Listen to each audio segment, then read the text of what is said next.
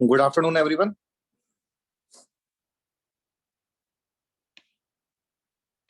Good afternoon.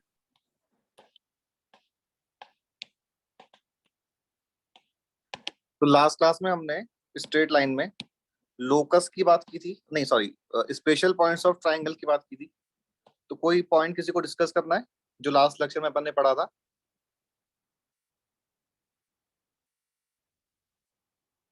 Sir वो second last सम का calculation error लग रहा था। अच्छा, अभी मुझे वो क्वेश्चन तो ध्यान नहीं है, बट अगर कैलकुलेशन एरर था तो एक बार कैलकुलेशन सभी लोग चेक कर लेना, सेकंड लास्ट जो क्वेश्चन था। और कोई डाउट किसी को? अच्छा, अगर वैसे किसी ने अगर वो कैलकुलेशन करेक्ट कर लिया है ना, तो उसका जो प्रॉपर सॉल्यूशन है वो ग्रुप पे भी शेयर कर देना और लोगों के रेफरेंस के लिए।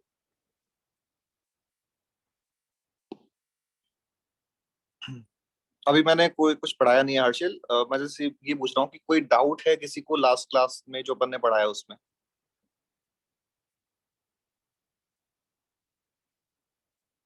ओके, तो लास्ट क्लास में अपन ने special points of a triangle की बात की थी। अभी अपन बात कर रहे हैं नेक्स्ट जो इसमें टॉपिक है, दैट इज लोकस। सर आज का आप नोट्स भेजोगे ना ग्रुप पे? हाँ, मैं नोट्स भेज दूंगा, तो तुम लोग समझना, और जो भी मैं क्वेश्चन सॉल्व करने को देता हूँ तो सभी लोग क्वेश्चन सॉल्व करना। मेंस में कैलकुलेशन स्पीड भी अच्छी होनी चाहिए और क्वेश्चन सॉल्विंग की स्पीड ऑब्वियसली अच्छी होनी चाहिए। तो सभी लोग प्रॉपर कैलकुलेशन करके सारे क्वेश्चन सॉल्व करना। So sir, in circumcentre we can do O equal to OB. Siddhant, for circumcentre we use OA equal to OB and OA equal to OC, या फिर हम ऐसे भी सॉल्व कर सकते हैं कि OA equal to OB and OB equal to OC। Since circum centre हमने x, y लिया है, तो हमारे पास दो अननोन है x and y, and to find x and y we are required exactly two equations। तो अगर हमारी main condition OA equal to OB equal to OC है, तो यहाँ से हमें कोई सी भी दो इक्वेशंस बना लेनी है। तो हमने कहा OA equal to OB and OB equal to OC बना सकते हो, या फिर OA equal to OB and OA equal to OC बना सकते हो। Any two equations we can form.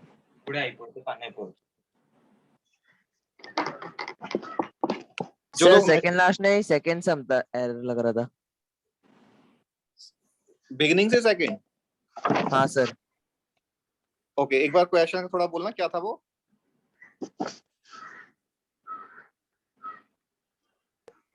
ए अरे कोऑर्डिनेट्स है 4,1 और 3,5 और -1,0। Find circum centre and ortho centre. Okay, तो सभी लोग एक बार जो सेकंड क्वेश्चन था जिसमें circum centre and ortho centre find करने को बोला था, तो उसमें कोई कैलकुलेशन मिस्टेक है तो सभी लोग कैलकुलेशन वापस से सॉल्व कर लेना, ठीक है? कंसेप्ट जो वहां पे वो तो अपन ने डिस्कस किया ही था प्रॉपर, तो कंसेप्ट में अगर कोई डाउट है तो नेक्स्ट क्लास में पूछ लेना और कैलकुलेशन तुम लोग करेक्ट कर लेना।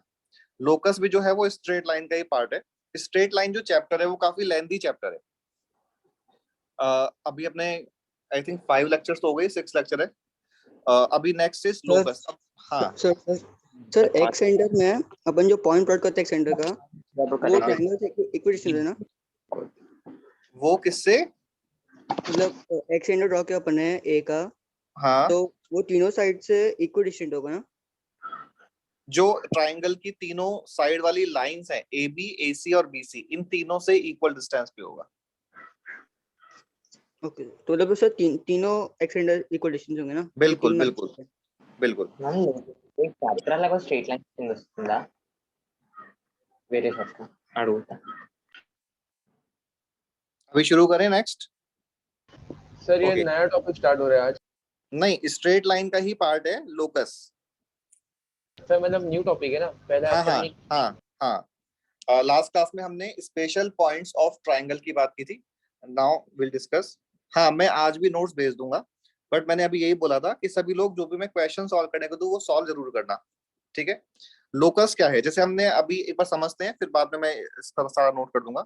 लोकस क्या है कि जैसे हमने स्ट्रेट लाइन की equation, for example x + y = 5 ये डिस्कस की। हम बाद में जब और चैप्टर्स पढ़ेंगे तो सर्कल की equation x square plus y square plus 4x minus 5y minus 7, ऐसे इस टाइप की होती है। पैराबोला की equation y square equal to 4x इस टाइप की होती है। तो ये सारी की सारी जो इक्वेशंस हैं ये एक्चुअली एक वेरिएबल पॉइंट का लोकस है। वेरिएबल पॉइंट के लोकस का मतलब कि वो वेरिएबल पॉइंट जिस पाथ पे मूव कर रहा है उस पाथ की इक्वेशन है। तो एक वेरिएबल पॉइंट की जो इक्वेशन है उसको अपन बोल रहे हैं लोकस। तो यहाँ पे डेफिनेशन है equation of a path on which a variable point moves as per given conditions. Equation of a path on which a variable point moves as per given conditions. ठीक है, अब ये जो है अभी मैं इसको और डिटेल में एक्सप्लेन करूंगा, बट एक चीज आप हेड टू हेड और नोट कर लेते हैं कि steps to find locus. Question हमेशा क्वेश्चन में ये बोलेगा कि एक वेरिएबल पॉइंट होगा, उस पर सर्टेन कंडीशंस होंगी और उन कंडीशंस के अकॉर्डिंग हमें उसके लोकस की इक्वेशन फाइंड करनी होगी। ओके दाक्ष, अगर तुम्हें हैंड टू हैंड नोट करना है तो तुम नोट कर लेना पीडीएफ में ही।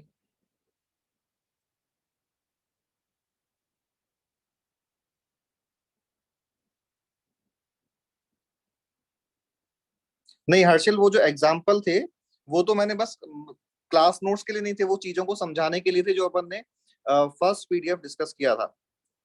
Steps to find locus. First step, take the variable point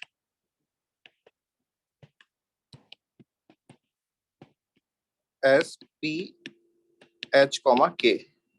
Step 2, apply given conditions and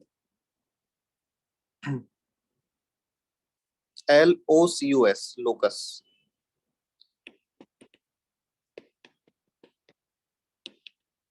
Simplify it. And third last is replace h with x and k with y. ये simple सी steps हैं किसी भी variable point का locus find करने में। हाँ ये first slide है, तो इसका मैं एक एग्जांपल तुम्हें दिखा सॉल्व करके बता रहा हूँ, फिर आगे वाले क्वेश्चन तुम्हें सॉल्व करना। जैसे क्वेश्चन इज कि find locus of a variable point. Sir, हाँ so can you please explain like what does a variable point mean exactly? तो समझा नहीं मुझे। अभी क्वेश्चन देखो समझ आ जाएगा। Which moves in a plane such that its distance from a fixed point 2, 3 is always equal to 5। अभी हमें मान लेते हैं लोकस का बिल्कुल आइडिया नहीं है, ठीक है, तो तुम लोग ये बताओ इस क्वेश्चन को रीड करके कि जो ये वेरिएबल पॉइंट है गिवन कंडीशन के अकॉर्डिंग कौन सा डायग्राम बना लेगा।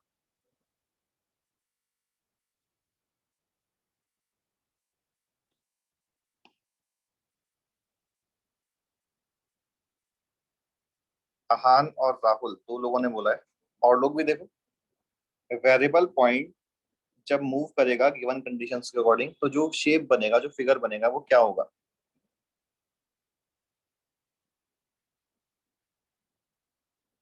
तो हाँ, तो सभी लोगों ने बोला सर्कल। तो यहाँ पे जो फिक्स पॉइंट 2, 3 गिवन है वो सर्कल का सेंटर हो जाएगा, और जो डिस्टेंस 5 गिवन है वो सर्कल का रेडियस हो जाएगा, और जिस पाथ पे वेरिएबल पॉइंट मूव करेगा वो शेप या वो फिगर जो है वो एक सर्कल का फिगर होगा। तो हमें उस सर्कल की इक्वेशन फाइंड करनी है। तो अब देखो कि लोकस का प्रॉपर मीनिंग समझ आएगा। यहाँ पे जो आंसर आएगा वो आंसर जो एक एक्स और वाई में रिलेशन होगा वो सर्कल की इक्वेशन आएगा। तो क्वेश्चन ने जो कंडीशन बोल रखी है कि एक वेरिएबल पॉइंट है जो इस तरह से मूव कर रहा है जिसकी एक फिक्स पॉइंट से जो डिस्टेंस है वो ऑलवेज कांस्टेंट है, इक्वल टू 5 है। तो मान लो फिक्स पॉइंट इस तरह से है और डिस्टेंस जो 5 है वो इतनी है, तो इसका मतलब कि जो वेरिएबल पॉइंट है वो इस तरह से मूव कर सकता है। ये सर्कल मान लेते हैं, ठीक है, कि इस वेरिएबल पॉइंट को यहाँ पे भी रख लोगे तो भी डिस्टेंस 5 है, यहाँ रख लोगे तो भी डिस्टेंस 5 है, यहाँ रख लोगे एंड सो ऑन। तो ये जो हम लोकस फाइंड करेंगे वो एक सर्कल की इक्वेशन आएगी। ये तो इसका मीनिंग है, लेकिन हमें तो क्वेश्चन मैथमेटिकली सॉल्व करने को बोलेगा। तो मैथमेटिकली सॉल्व करने के लिए जो मैंने भी स्टेप्स लिखी हैं वो स्टेप्स अपन फॉलो करेंगे। तो फर्स्ट स्टेप क्या, कि let the variable point be H comma के।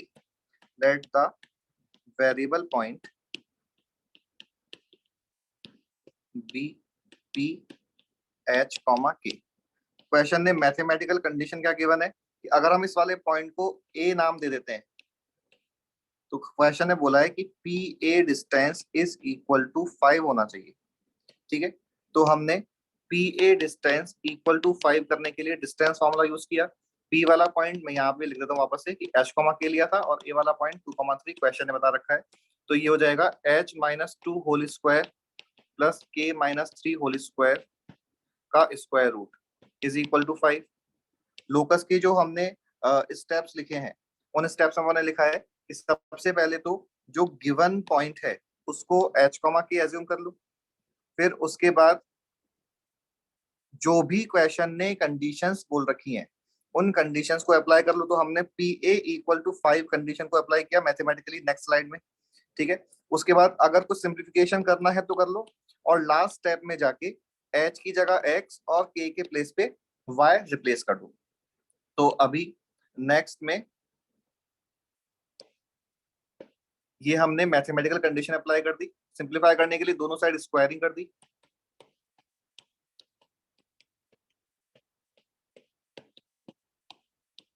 ओपन भी कर लिया,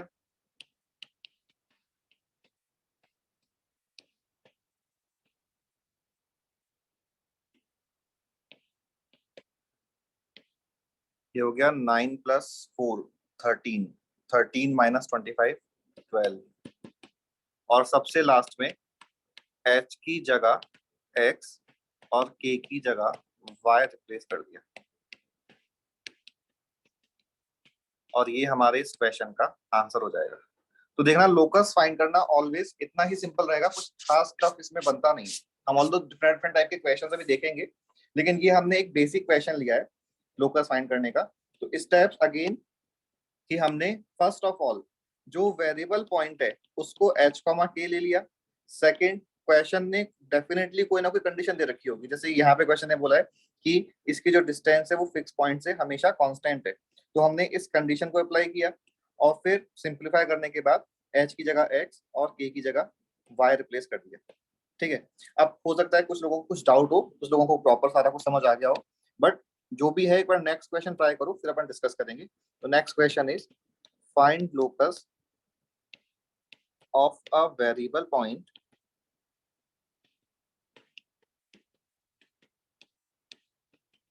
which moves in xy plane such that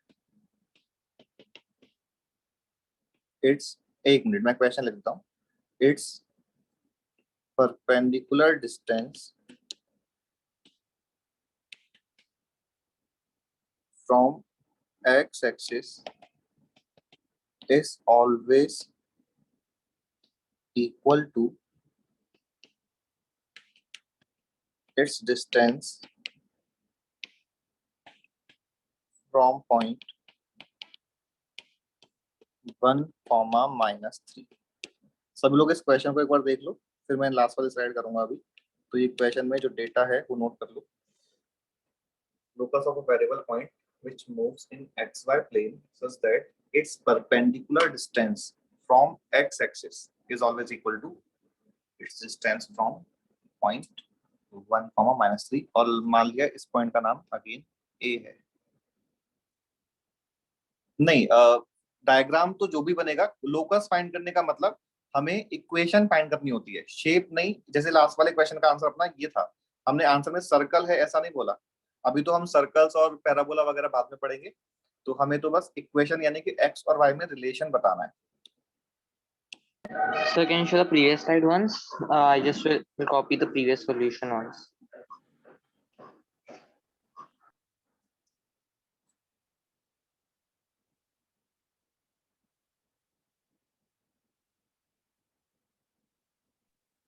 sir hmm, sir बोलो। जो लाइन पे पार्टिकल घूमता है उसको अपन लोकस, उसका इक्वेशन, जो लाइन का इक्वेशन होगा उसको लोकस बोलेंगे ना?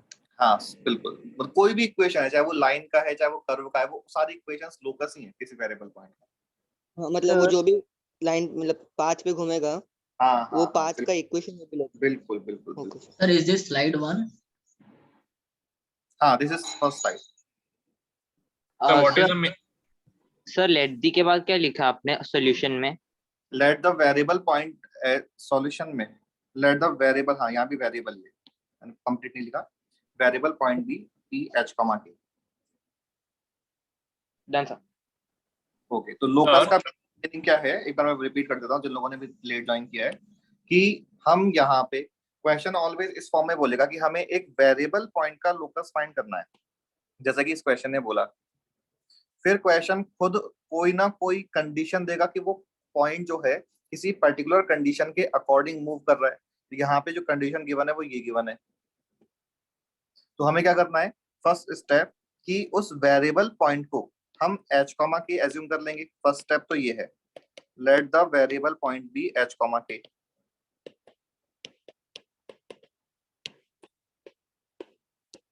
उसको नाम हमने पी दे दिया। अब सेकंड स्टेप है कि हम इसकी जो मैथमेटिकल कंडीशन है वो अप्लाई कर देंगे। मैथमेटिकल कंडीशन अप्लाई करने के बाद अगर कुछ सिंप्लीफिकेशन करने हैं तो कर लो, और लास्ट स्टेप में हम h के प्लेस पे x और k के प्लेस पे y रिप्लेस कर देंगे। ठीक है, तो अभी क्वेश्चन की कंडीशन थी कि it's perpendicular distance from x axis, तो बताना h k पॉइंट की x एक्सिस से परपेंडिकुलर डिस्टेंस कितनी होगी? 3. नहीं नहीं, h k की बतानी है, मतलब इस पॉइंट के कोऑर्डिनेट जो है, x कोऑर्डिनेट h है, y कोऑर्डिनेट k है। 1,3. नहीं, तुम क्वेश्चन नहीं, हाँ ये सेकंड स्लाइड है नहीं कि हर्षिल, मैं अभी इस बात पे आऊंगा कि हम डायरेक्टली एक्स वाई क्यों नहीं ले रहे हैं। Sir, K. हाँ, अब देखो, आहान और वृष्टि ने, आहान ने बोला है के और वृष्टि ने बोला है एच, तो अब दोनों लोग देखो कि एच आएगा कि के आएगा। दक्ष ने बोला है के, नंदिनी ने बोला एच। अरे अभी के वाले ज्यादा हो गए। हाँ, तो देखो इस तरह की मिस्टेक्स नहीं होनी चाहिए। अगर हम एक्स एक्सिस से डिस्टेंस फाइंड कर रहे हैं तो वो y कोऑर्डिनेट के इक्वल होगी, और y एक्सिस से डिस्टेंस x कोऑर्डिनेट के इक्वल होगी। और एक और चीज जो इंपॉर्टेंट है कि अगर हम डिस्टेंस यूज कर रहे हैं तो हमें ऑलवेज मॉड लगा देना चाहिए।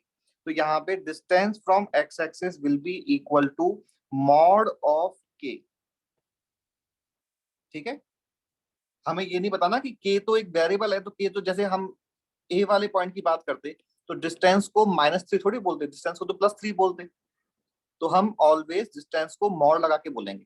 तो distance of P H comma K from X axis is equal to mod of K. Since कई सारे लोगों ने इसमें थोड़ी मिस्टेक की थी, तो मैं इस स्टेटमेंट को भी लिख देता हूं प्रॉपर कि distance of P from X axis is equal to mod of K. Distance of P from A point is equal to root over h minus 1 whole square plus k plus 3 whole square। And question ने इन दोनों को equal करने को बोला है, तो question ने mod of k is equal to root over h minus 1 whole square plus k plus 3 whole square. ठीक है, ये हो गई मैथमेटिकल कंडीशन अप्लाई। अब सिंप्लीफिकेशन में वही स्क्वायरिंग कर लो और लास्ट स्टेप में जाके के और एच के प्लेस पे एक्स, के प्लेस पे वाई रख दो। तो ये सारा देख लो, नोट कर लो, और फाइनल आंसर तुम लोग लिख लो अपने नोटबुक में अगर तुमने कुछ सॉल्व किया है तो। मैं नेक्स्ट स्लाइड पे जा रहा हूँ, किसी को इस स्लाइड में कुछ पूछना है? हाँ सर mod का whole square is k square only no? बिल्कुल बिल्कुल बिल्कुल। ओके सर वो स्टार्टिंग का बताओ ना, कैसे करना है स्टार्टिंग का, इस क्वेश्चन में या क्या पूछ रहे हो? ये क्वेश्चन में सर। तो देखो सबसे पहला स्टेप तो ये है, ठीक है। Yes sir. हमने जो अभी स्टेप्स लिखे थे उसमें फर्स्ट पॉइंट यही बोला था, सेकंड बोला था कि जो भी मैथमेटिकल कंडीशन क्वेश्चन ने बोला उसको अप्लाई कर दो। तो क्वेश्चन ने इन दोनों को इक्वल करने को बोला था, तो हमने पहले जस्ट की बाद में क्लियर रहे इनको अलग अलग लिख लिया और फिर इनको इक्वेट कर दिया। अब नेक्स्ट स्टेप में तो बस सिंप्लीफाई करना है और स्क्वायरिंग करके सिंप्लीफाई कर लिया अपन ने। तो यहाँ तो हो जाएगा के स्क्वायर, यहाँ हो जाएगा एच माइनस वन स्क्वायर, यहाँ हो जाएगा के प्लस थ्री स्क्वायर। ओपन कर लिया,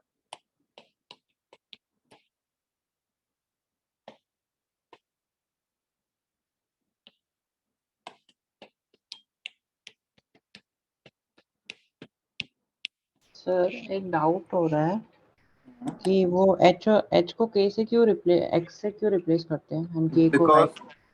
एक मिनट मैं एक बार आंसर लिख देता हूँ।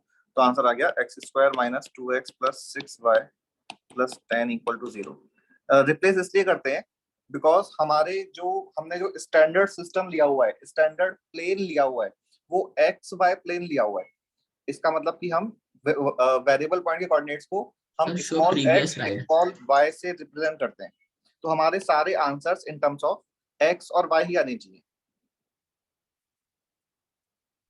जो ये बस स्टैंडर्ड लिया है, मतलब मैथमेटिकल इसका कोई मीनिंग नहीं है, स्टैंडर्ड सेंस एक्स वाई लिया हुआ है तो हम आंसर को भी in terms of x y बोलते हैं। सर आपने थर्ड स्टेप में उसको इक्वेट क्यों किया, मतलब वो क्वेश्चन ने बोला है, क्वेश्चन पढ़ो। Sir, perpendicular distance from x-axis is only y coordinate. Mod of y coordinate, right. Okay. Sir तो आपने बोला ना कि भी h और k ले सकते हैं अपन, तो अपन x y भी ले सकते हैं। नहीं, अभी मैं बता रहा हूँ क्यों नहीं ले सकते। यहाँ पे जो हर्षल ने डाउट पूछा है ये और लोगों के माइंड में भी आ सकता है, अभी नहीं आया तो बाद में आ सकता है, कि हमने जब क्वेश्चन को शुरू किया तो h कॉमा के लिया और सबसे लास्ट में जाके उसको x कॉमा y से रिप्लेस कर दिया। तो हम डायरेक्टली स्टार्टिंग में ही x कॉमा y क्यों नहीं ले लेते, हम ऐसे दो बार स्टेप्स को क्यों लिख रहे हैं? ठीक है, मैं अभी इस क्वेश्चन का आंसर दूंगा, बट क्वेश्चन सबको समझ आ रहा है कि हम बिगिनिंग में ही h कॉमा के प्लेस पे x कॉमा y क्यों नहीं ले रहे, बाद में जाके क्यों ले रहे हैं। अभी आंसर आ जाएगा इसका, बट अभी हम पहले लोकस के क्वेश्चन की प्रैक्टिस और करते हैं। क्वेश्चन, हाँ हम पॉइंट को वेरिएबल पॉइंट क्यों बोल रहे हैं? It is a single point which is moving on that path ना, और हमने पाथ का अगर इक्वेशन निकाल लिया। मूव, तुमने वर्ड खुद ने यूज किया कि पॉइंट मूविंग, अगर पॉइंट मूव कर रहा है तो वेरिएबल हो गया ना। अगर पॉइंट एक जगह से दूसरी जगह जाएगा तो उसके कोऑर्डिनेट्स चेंज हो जाएंगे। Yes sir. ठीक है, अच्छा तो वो ही ना, वो पॉइंट पार्ट बना रहा है हाँ वो उसी का पॉइंट पाथ को, का हाँ बिल्कुल इक्वेशन। बिल्कुल बिल्कुल correct. Okay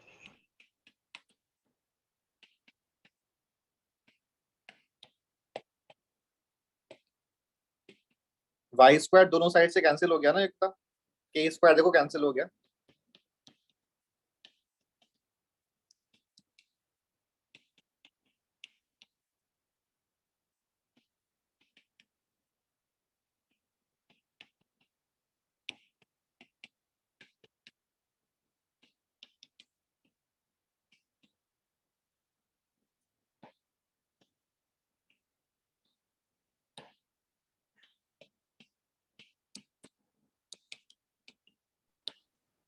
sir point in क्या एक्स वाई है ना वो? हाँ ये x y plane. Find locus of a variable point in xy plane which moves such that sum of its perpendicular distances from both the coordinate axes is always equal to 5. From both the coordinate axes is always equal to 5.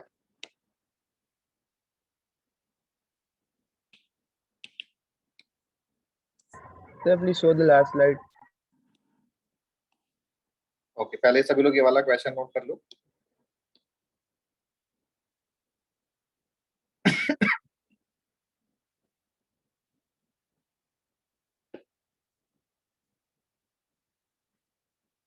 जो last वाला question जो तुम्हें solve करना है उसमें क्या है condition कि sum of its perpendicular distances from both the side is equal to 5। Sir ये पूरे ग्राफ के लिए इसकी खाली 4 ही पोजीशन होगी ना? नहीं, एक अभी ये तुम सॉल्व करो पहले, तो मैं ज्योमेट्रिकली इसको एक्सप्लेन करूंगा, बट पहले मैथमेटिकल इसका लोकस का आंसर फाइंड करो। सर ये तो बहुत ही छोटा क्वेश्चन हो गया ना। छोटा तो हो गया लेकिन आंसर तो बताओ। Sir x plus y minus 5 is equal to 0। नहीं, कर दी ना मिस्टेक, इसलिए तो दिया था। सर एक बार आप प्रीवियस पेज पे जा सकते हो। मैंने अभी जैसे बोला कि मैं वैसे ये सारे के सारे जो पीडीएफ है शेयर कर दूंगा, तो अगर बाई चांस तुम्हारा कुछ नोट करने से रह गया है तो फिर बाद में नोट कर लेना। अभी आगे बढ़े। हो गया sir, yes. Sir x equals plus minus 5 होगा ना? लास्ट वाला जो क्वेश्चन था, मैं एक बार वापस से जा रहा हूँ लास्ट स्लाइड पे। सभी को ये चीज क्लियर है? लास्ट वाला जो सॉल्यूशन है, और इसमें मैं ये इसलिए शो कर रहा हूँ बिकॉज अगर किसी ने नोटिस नहीं किया है तो मैं इसको हाईलाइट कर देता हूँ। और इसमें भी मुझे पर्टिकुलरली कौन सा पॉइंट हाईलाइट करवाना है, ये वाला पॉइंट। अरे यार,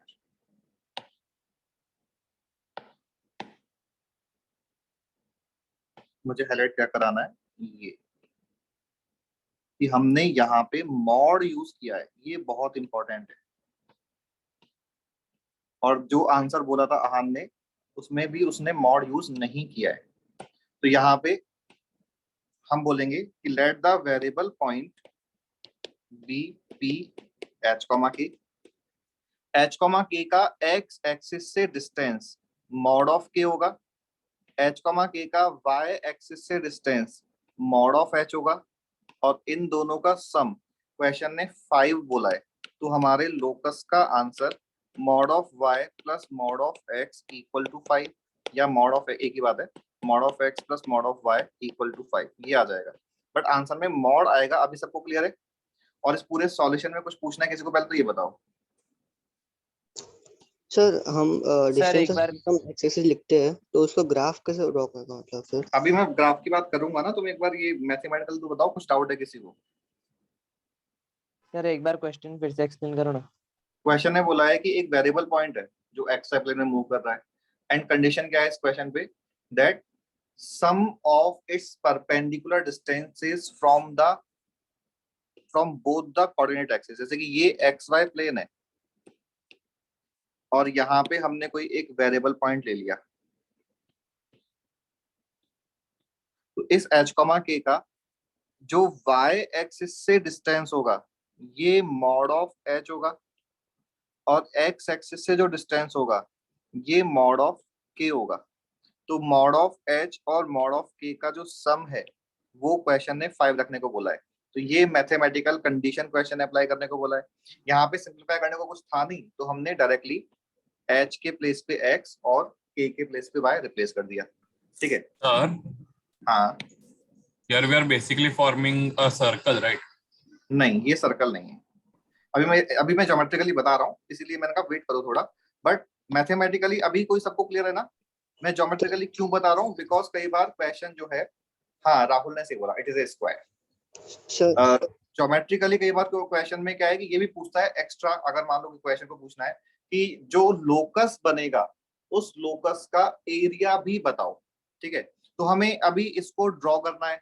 अगर तुमसे ये बोला जाए, अब मैं नेक्स्ट स्लाइड पे जा रहा हूँ, कि अगर तुमसे ये बोला जाए कि line x plus y equal to 5, mod नहीं है, x plus y equal to 5, इसको ड्रॉ करो, तो सभी लोगों को ड्रॉ करना आता है। बेसिक मेथड क्या होता है कि हम x के प्लेस पे 0 पुट करेंगे तो y की वैल्यू 5 मिल जाएगी, तो हमने 0,5 पॉइंट मार्क कर लिया। y के प्लेस पे 0 पुट करेंगे तो x की वैल्यू 5 मिल जाएगी, तो 5,0 पॉइंट मार्क कर लिया। इन दोनों को ज्वाइन किया और फिर लाइन को एक्सटेंड कर दिया, बिकॉज लाइन है। ठीक है, ये तो हमने line x plus y equal to 5 बना ली, बट इन दिस क्वेश्चन तो हमें mod of x plus mod of y equal to 5 draw करना है। तो मॉड की वजह से चेंज क्या होंगे उसके लिए, mod of x plus mod of y equal to 5। तुमने जब पहले पढ़ा था मॉडुलस फंक्शन पढ़ लिया है ना? तो Yes, जैसे मान लो ऐसे होता है y equals to mod of x minus 1 plus mod of x plus 2, और इसको डिफाइन करना होता है। तो डिफाइन कैसे करते हैं, मतलब मॉडुलस साइन हटाते कैसे हैं? 1 and -2. 1 They and are divided into Three cases. possibilities. हाँ 3 केसेस ले लेंगे अपन कि x is less then -2, x -2 से लेके 1 तक, and third case x is greater then 1। हम केसेस लेके सॉल्व करते हैं। तो हमने केसेस एक्चुअली कौन से पॉइंट्स पे लिए? जिन पॉइंट्स पे मॉड के अंदर का एक्सप्रेशन 0 हो रहा है, यानी कि x इक्वल टू 1 पे केस लेंगे, और इस मॉड की वजह से x इक्वल टू -2 पे केस लेंगे। तो बिल्कुल सेम चीज हम इस वाले क्वेश्चन में भी करेंगे। यहाँ पे मॉड किस पे है? एक तो x पे है, तो हमने केस लिया कि x is positive and y is positive, case 1 लिया। If x and y both are positive, then given equation becomes x plus y equal to 5। समझ आ गया? Yes sir, 0 वाला केस किया ना आपने, 0 लाइन पे प्लॉट किया। हाँ, if x, हम तो बस ये कह रहे हैं कि जो मॉड के अंदर जो एक्सप्रेशन है, वो एक्सप्रेशन जब 0 होगा उसके अराउंड केसेस लेने हैं। तो हमने जैसे x पॉजिटिव y पॉजिटिव लिया। सेकंड केस, अगर मैं x पॉजिटिव y नेगेटिव लेता हूं, तो बताना ये वाली जो इक्वेशन है mod of x plus mod of y equal to 5, ये किस में कन्वर्ट हो जाएगी? x minus y equal to 5। ये भी सबको समझ आ रहा है? इस तरह से मैं सारे सिचुएशंस लिख देता हूं।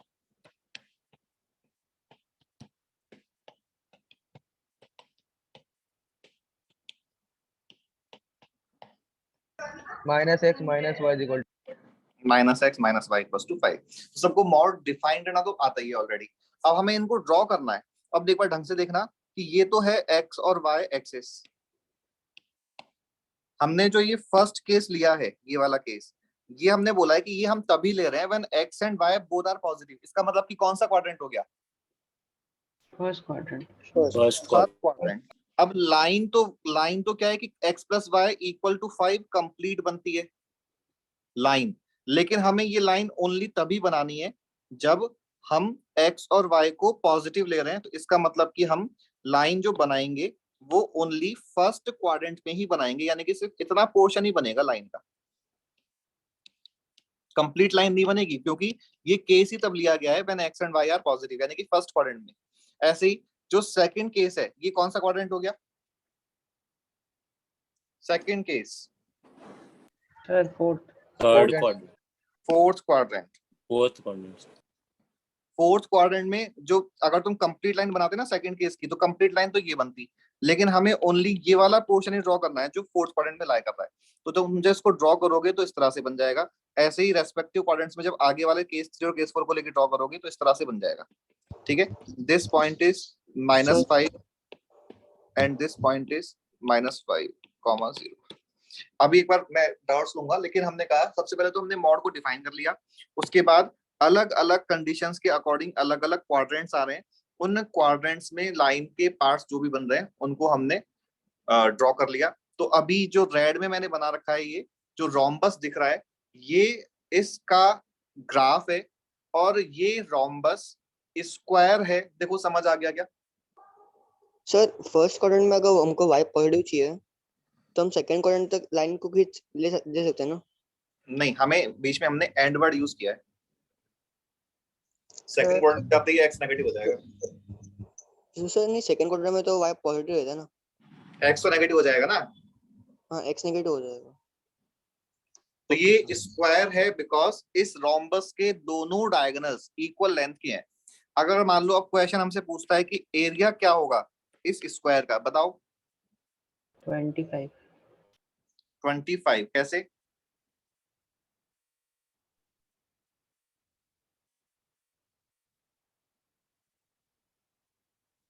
सभी लोग इस स्क्वायर का एरिया बताओ।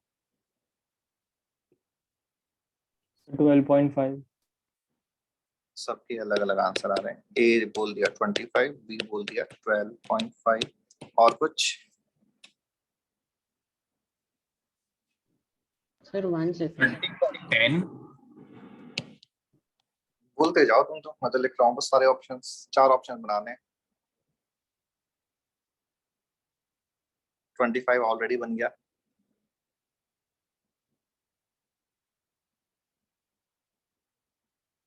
Sir 50 square. 4 ऑप्शन हो गए। अब और सभी लोग एक बार जल्दी से ट्राई करके बताओ आंसर क्या आएगा इन चारों में से। चारों में से ही आंसर है, कौन सा आंसर है? 25 बहुत सारे लोगों ने बोला है, तो 25 आ कैसे रहा है? 50 आएगा ना आंसर। अगर तुम्हें मान लो बिल्कुल बेसिक मतलब एरिया का, चलो हम स्क्वायर के एरिया की बात नहीं करते, लेकिन ट्राइंगल का एरिया तो सबको आता ही आता है कि हम अगर इस वाले ट्राइंगल का एरिया फाइंड कर लें तो इसका 4 टाइम्स टोटल एरिया हो जाएगा।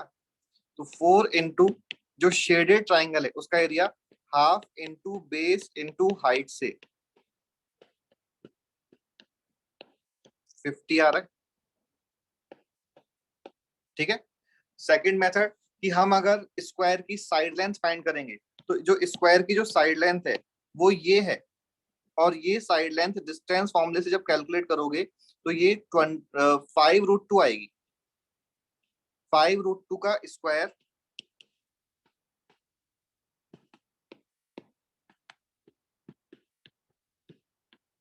भी 50 हो जाएगा।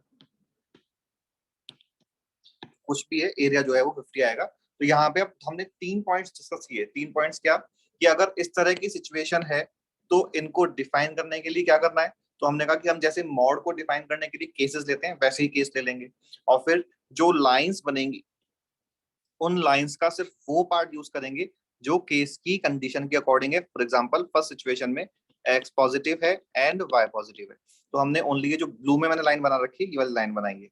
ठीक है। ऐसे ही second, third and fourth case में। सेकंड चीज हमने डिस्कस की कि ये जो रोम्बस अभी दिख रहा है वो स्क्वायर है, और ऐसा तब और उन सारे केसेस में स्क्वायर बनेगा जब भी x और y का कोफिशिएंट सेम है।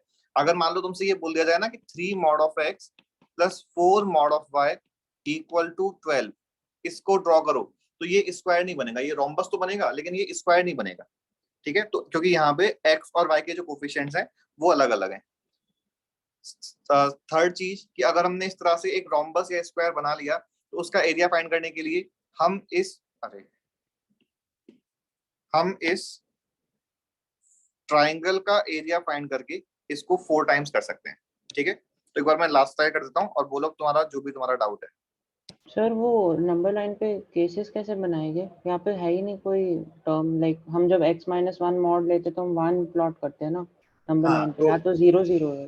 हाँ वो तो क्या था कि वहां पे y in terms of x only लिखा होता था और x में ही मॉड होता था x के किसी एक्सप्रेशन पे, जब तुमने मॉड पढ़ा था।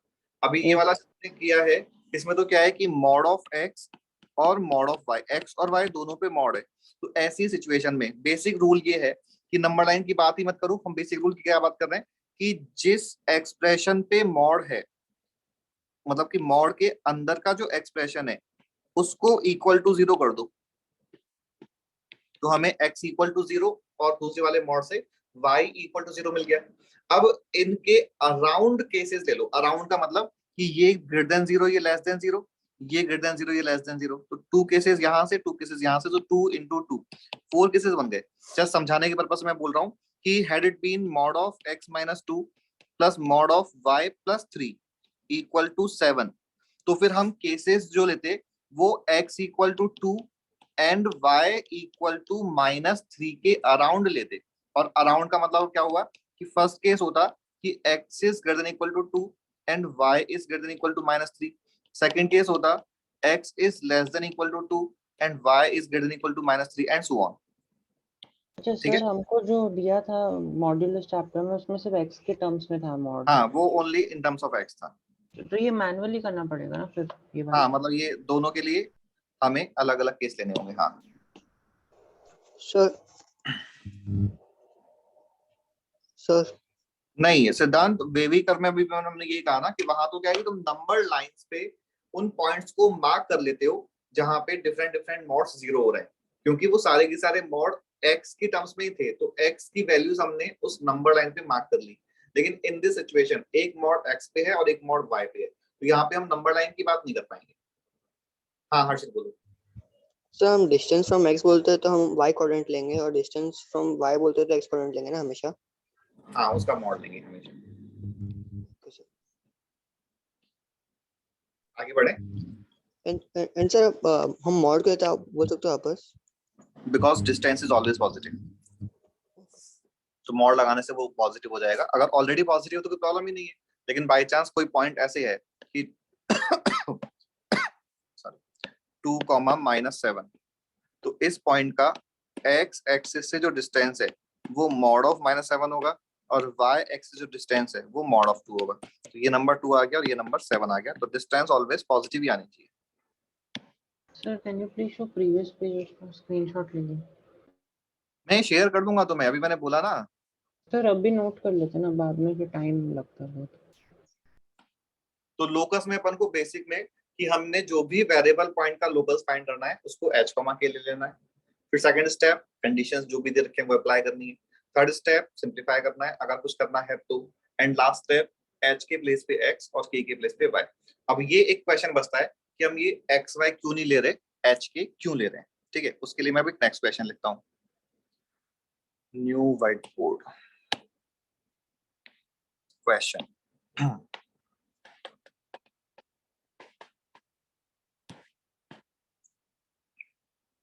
Find locus of circumcenter of triangle OAB where O is origin, A and B lie on coordinate axis and line AB passes through point say 3,4। अभी ये क्वेश्चन मैं ही सॉल्व करूंगा, तो जब तक तुम एक बार क्वेश्चन को ढंग से पढ़ लो, समझो क्या कह रहा है। Partial we put critical points and then, हाँ बिल्कुल ठीक है। locus of circumcenter of triangle OAB where O is origin, A and B lie on coordinate axis। तो एक बार तुम लोग डायग्राम बनाना ट्राई करो इस क्वेश्चन का कि क्या कहाँ वो ट्राइंगल OAB बन रहा होगा।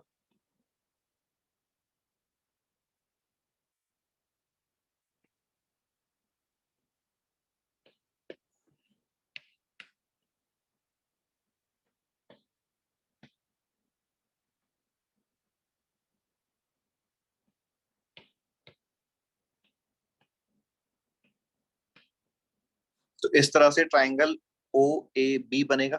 A and B are on coordinate axis and O is origin। ठीक है, ये ट्राइंगल राइट एंगल ट्राइंगल बन रहा है। राइट एंगल ट्राइंगल का सर्कम सेंटर कौन सा पॉइंट होता है,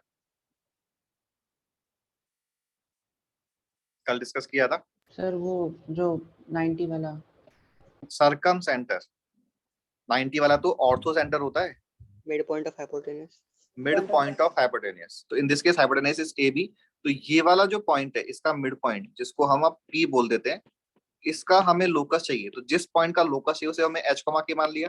हम बोल रहे हैं कि P in this case circum centre है और इसका हमें लोकस फाइंड करना है। मैं वापस लिखता हूँ, this is mid point of AB। ठीक है, अगर हमने P को h, k लिया है तो पॉइंट A के coordinates in terms of h, k क्या हो जाएंगे,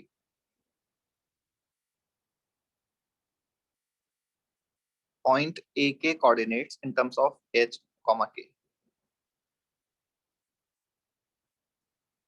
2h, 0।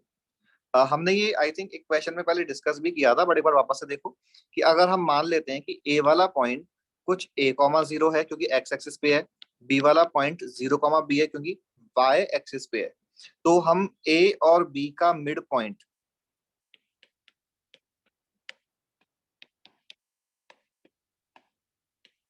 Equal to h, k करेंगे। तो जब कैलकुलेशन करी तो x कोऑर्डिनेट को कंपेयर किया तो A की वैल्यू 2h आ गई और B की वैल्यू 2k आ गई, यानी कि point A becomes 2h, 0 and point B becomes 0, 2k। यहाँ तक की कैलकुलेशन देखो, सभी को समझ आ गई। अगर हमें A और B के कोऑर्डिनेट्स मिल गए तो हम लाइन AB की इक्वेशन लिख सकते हैं, और सिंस A और B यहाँ पे x और y इंटरसेप्ट्स हैं तो लाइन AB की equation x upon 2h plus y upon 2k equals to 1 हो जाएगी। लाइन ए बी की equation x upon 2h plus y upon 2k equals to 1 हो जाएगी। एक बार देखना यहाँ तक जो मैंने बताया है सारी चीजें क्लियर है क्या? सबसे पहले हमने बोला कि circumcentre since right angle triangle है तो हाइपोटेनियस ए बी का मिड पॉइंट हो जाएगा, उसको अपन ने h, k एज्यूम कर लिया। सेकंड चीज बोली कि if mid point is h, k और a और b को हमने a, 0, 0, b ले लिया तो मिड पॉइंट का फॉर्मूला यूज करने से a इक्वल टू 2h और b इक्वल टू 2k आ रहा है। इनको यूज किया तो हमें a और b के कोऑर्डिनेट्स मिल गए या फिर डायरेक्टली डबल इंटरसेप्ट फॉर्म से लाइन की इक्वेशन मिल गई। ठीक है, और अब जो पहले मैंने बोला था ना क्वेश्चन कि हम डायरेक्टली h, k के प्लेस पे x, y क्यों नहीं ले रहे, समझ आ गया होगा। अगर हमने यहाँ पे डायरेक्टली एक्स वाई लिया होता तो यहाँ भी ऑलरेडी x है और फिर नीचे भी x आ जाता h की जगह पे, तो वो x लगता कि सेम है, कैंसिल हो जाएगा। बट वो ये x तो लाइन की इक्वेशन का x है और ये h जो है वो इस पॉइंट का x कोऑर्डिनेट है, समझ आ रहा है। तो अगर हमने h, k लिया होता तो यहाँ भी x और y आता और नीचे भी x और y लिख देते तो वो फिर कैंसिल हो जाते, जो हमें नहीं करना है। तो हमने कहा कि इक्वेशन ऑफ ए बी अभी x upon 2h plus y upon 2k equals to 1 है। क्वेश्चन की कंडीशन क्या है कि ये जो लाइन है वो 3,4 से पास कर रही है।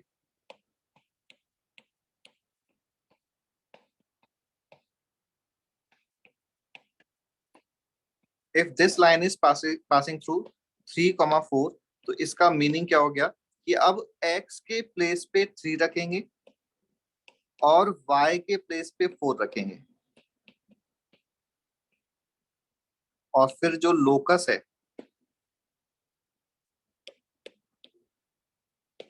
वो answer 3/2x plus 4/2y equals to 1 आएगा कि सबसे लास्ट में जाके हमने x की जगह h की जगह x, y की जगह k रिप्लेस किया। ठीक है, तो ये इसका कंप्लीट सॉल्यूशन है। Sir what you said now about x and x, I got confused. Okay, हमने कहा कि अगर हमने इस h, k की जगह x, y यूज किया होता तो फिर यहाँ भी x आ रहा है और यहाँ भी x आ जाता, h की जगह x आ जाता, फिर ये x मतलब ऐसे आ जाता, फिर x upon 2x plus y upon 2y equal to 1। तो फिर तो लगता कि ये वाला x और ये वाला x कैंसिल हो जाएगा, कैंसिल कर देते तब तो कुछ लोकस मिलता ही नहीं, ऐसे आ जाता कुछ। ठीक है, तो इसलिए हम h, k लेते हैं जिससे कि वो कैंसिल नहीं। बच्चा बाद में हम h, k को x और y कर दे रहे हैं। नहीं, वो सबसे लास्ट वाली स्टेप है। हमने कहा ना कि वो सबसे लास्ट में क्यों कर रहे हैं, बिकॉज हम स्टैंडर्ड आंसर में वेरिएबल्स को एक्स वाई रखते हैं। अदरवाइज कोई प्लेन एक्स वाई मतलब सिस्टम ऐसे बोल दे कि जो प्लेन है वो स्टैंडर्ड अपना एक्स वाई प्लेन नहीं है, वो प्लेन अपना एच के प्लेन है, तो हमारा answer in terms of H और के आ जाएगा। वो प्लेन अगर पी क्यू प्लेन है तो हमारा answer in terms of P comma Q आ जाएगा, इस तरह से। बट स्टैंडर्ड वेरिएबल्स को एक्स वाई लिया हुआ है। एक बार मैं प्रीवियस स्लाइड कर देता हूँ, किसी ने अभी बोला था। Sir, हाँ, can we find the slope of that line? Find तो कर सकते हैं in सर terms इसको of- फर्दर सॉल्व नहीं करने का है। अब वो ऑप्शन पे डिपेंड करेगा। अगर ऑप्शन ने एलसीएम लेके सॉल्व किया हुआ है तो अपन एलसीएम ले लेंगे, अदरवाइज इस फॉर्म में अगर गिवन है तो इस फॉर्म में लिख लेंगे। If we solve further, we'll get a quadratic. हाँ बिल्कुल, सेकंड डिग्री का एक कर्व बन जाएगा सॉल्व करेंगे। तो सर अगर स्टैंडर्ड नहीं करना होगा तो चलेगा ना, 1/2 प्लस 1/2 इक्वल टू 1। नहीं चलेगा ना, क्योंकि वो x तो अलग था और h अलग था। x तो लाइन की इक्वेशन वाला x था और h जो है वो हमने जो पॉइंट माना था उसका x कोऑर्डिनेट है, तो हमें अलग ही करना पड़ेगा।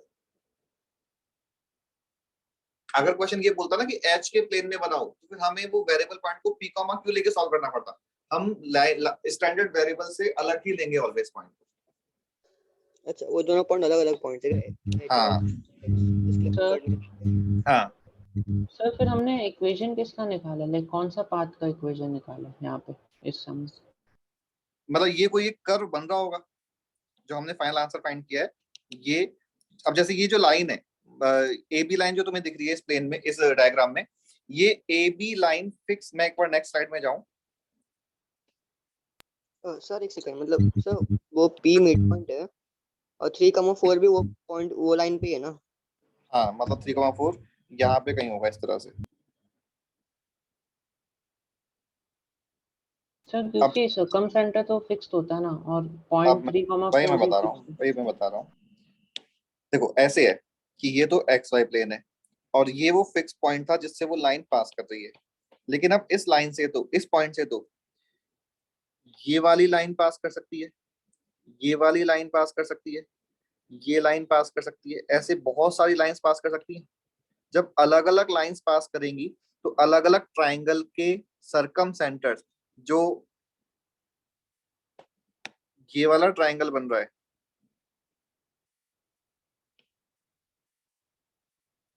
इस ट्राइंगल का सरकम सेंटर यहाँ पे कहीं आएगा। जो ये दूसरा ट्राइंगल बन रहा है,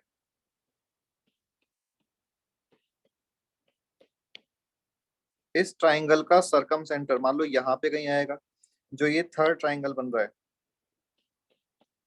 तो मैं ये बस बोल रहा हूँ कि अभी इस तरह से हम जब अलग अलग ट्राइंगल्स बना रहे हैं तो इनके सभी के सरकम सेंटर्स भी अलग अलग जगह पे आ रहे हैं। इसका मतलब कि अब सरकम सेंटर वेरिएबल पॉइंट हो गया, ये मूव कर रहा है कुछ यस लाइन की पोजीशन के अकॉर्डिंग, तो उस कर्व करके टाइप कुछ। सर तो कर्व जैसा कुछ आ जाएगा ना। कर्व जैसा कुछ आ जाएगा। नेक्स्ट क्वेश्चन जो मैं तुम्हें दे रहा हूँ वो ऑलमोस्ट लास्ट क्वेश्चन की तरह ही है, इनफैक्ट लास्ट क्वेश्चन ही है, बस एक वर्ड चेंज करता हूँ कि find locus of centroid of triangle OAB where O is origin। आगे का पूरा क्वेश्चन सेम है। A and B lie on coordinate axis and line AB passes through 3,4। ठीक है, तो मैं प्रीवियस स्लाइड कर रहा हूँ और यहाँ पे जो लास्ट वाला क्वेश्चन था उसमें सिर्फ एक वर्ड का डिफरेंस है कि सरकम सेंटर की जगह अब हमें सेंट्रॉइड का लोकस फाइंड करना है। पूरा question as it is copy करना है। सरकम सेंटर के प्लेस पे इस ट्राइंगल के सेंट्रॉइड का लोकस चाहिए। सर हाँ सर ये क्वेश्चन में जब दिखा स्लाइड उसी में x, y 3,4 है और p h, k है। नहीं नहीं एक्स वाई 3,4 नहीं है, एक्स वाई वेरिएबल है। अब तुमसे ये बोला जाए कि 2x + y = 5 एक लाइन है। अब ये लाइन तो इनफाइनाइट पॉइंट से पास करती है, उनमें से एक पॉइंट बता रखा है क्वेश्चन में। हाँ मतलब वही पॉइंट को अपन 3,4 दिया है अपन को, और दूसरा x, के दूसरा पॉइंट होगा ना, मतलब उस लाइन पे लाई करने वाला दूसरा पॉइंट होगा और किसी पर्टिकुलर सिचुएशन में वो सेम पॉइंट भी हो सकता है बस, लेकिन वो एक सिचुएशन में हो। हाँ सर वही पूछना था मेरे को, सेम पॉइंट पे क्या करने का। कुछ नहीं, तो उस केस में अपने आप मतलब जब तुम चेक करोगे तो ये जो फाइनल अपना आंसर आ रहा है ना लोकस का, ये देखो 3,4 से पास कर रहा है। बट सर अगर इक्वल पॉइंट्स है, दोनों सेम पॉइंट्स है तो वो इक्वेशन नहीं बन पाएगा ना, मतलब क्यों नहीं बनेगा? स्टैंडर्ड फॉर्म में बन नहीं बन जाएगा। पाएगा। क्यों नहीं बनेगा? जब वो 3,4 अब मिड पॉइंट हो गया उस लाइन सेगमेंट AB का, अगर 3,4 मिड पॉइंट हो गया तो A के कोऑर्डिनेट 6,0 और B के कोऑर्डिनेट 0,8 हो गए, तो ट्रायंगल तो बन ही जाएगा OAB। तो हमें वो कट नहीं होगा ना डबल इंटरसेक्ट फॉर्म के इक्वेशन में। पता नहीं तुम क्या सोच रहे हो।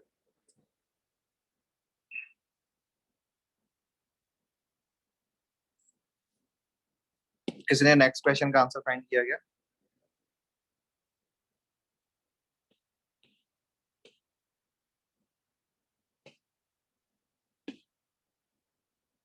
सर तो मतलब वो इक्वेशन ऑफ लाइन यूज करके हमने इक्वेशन ऑफ कर्व निकाल दिया वैसे। बिल्कुल। ओके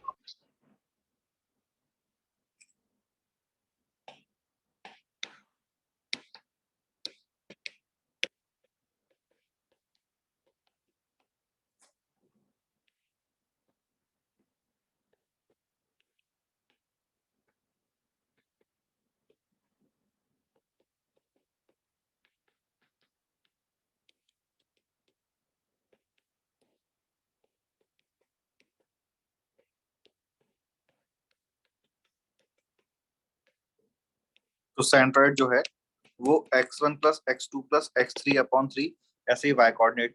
तो जब हमने सेंट्रॉइड OAB ट्रायंगल का सेंट्रॉइड लिखा तो सेंट्रॉइड इस तरह से आ गया। और इस कोऑर्डिनेट को h कॉमा के जो हमने एज्यूम करा है उसके इक्वल कर दिया। तो दोनों साइड के x कोऑर्डिनेट को इक्वल किया तो सॉल्व करने के बाद a की वैल्यू 3 आ जाएगी और b की वैल्यू 3 के आ जाएगी। अब आगे का बिल्कुल मेथड सेम है कि इक्वेशन ऑफ ए बी लिखा तो वो x/3h plus y/3k equal to 1, और ये जो लाइन है ये 3,4 से पास कर रही है, पास कराया तो 3/3h plus 4/3k equal to 1।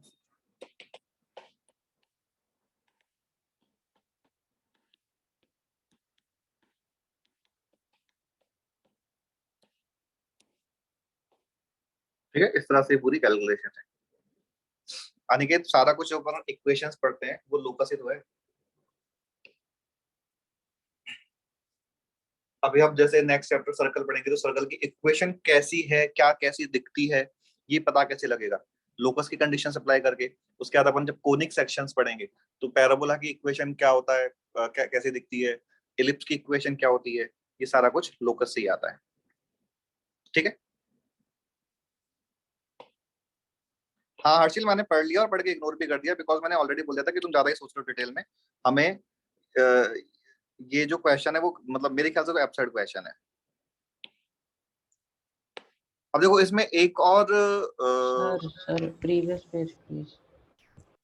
Variation आता है, प्रीवियस पेज में शेयर करूंगा ना तो उसमें से नोट कर लेना क्योंकि ऐसे फिर बहुत टाइम लग जाएगा। अपना चैप्टर जो है 10 लेक्चर में होना चाहिए था वो 20 लेक्चर में कंप्लीट होगा। स्क्रीनशॉट खींच लेते हैं।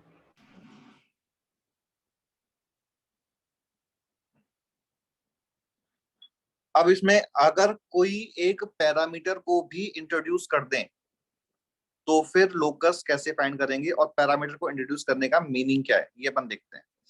तो नेक्स्ट में मैं क्वेश्चन लिखता हूँ एक, find locus of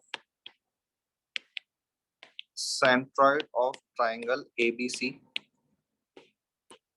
where A is 2,1, B is -1,4 and C is 2 sin theta, 3 cos theta where theta is a parameter।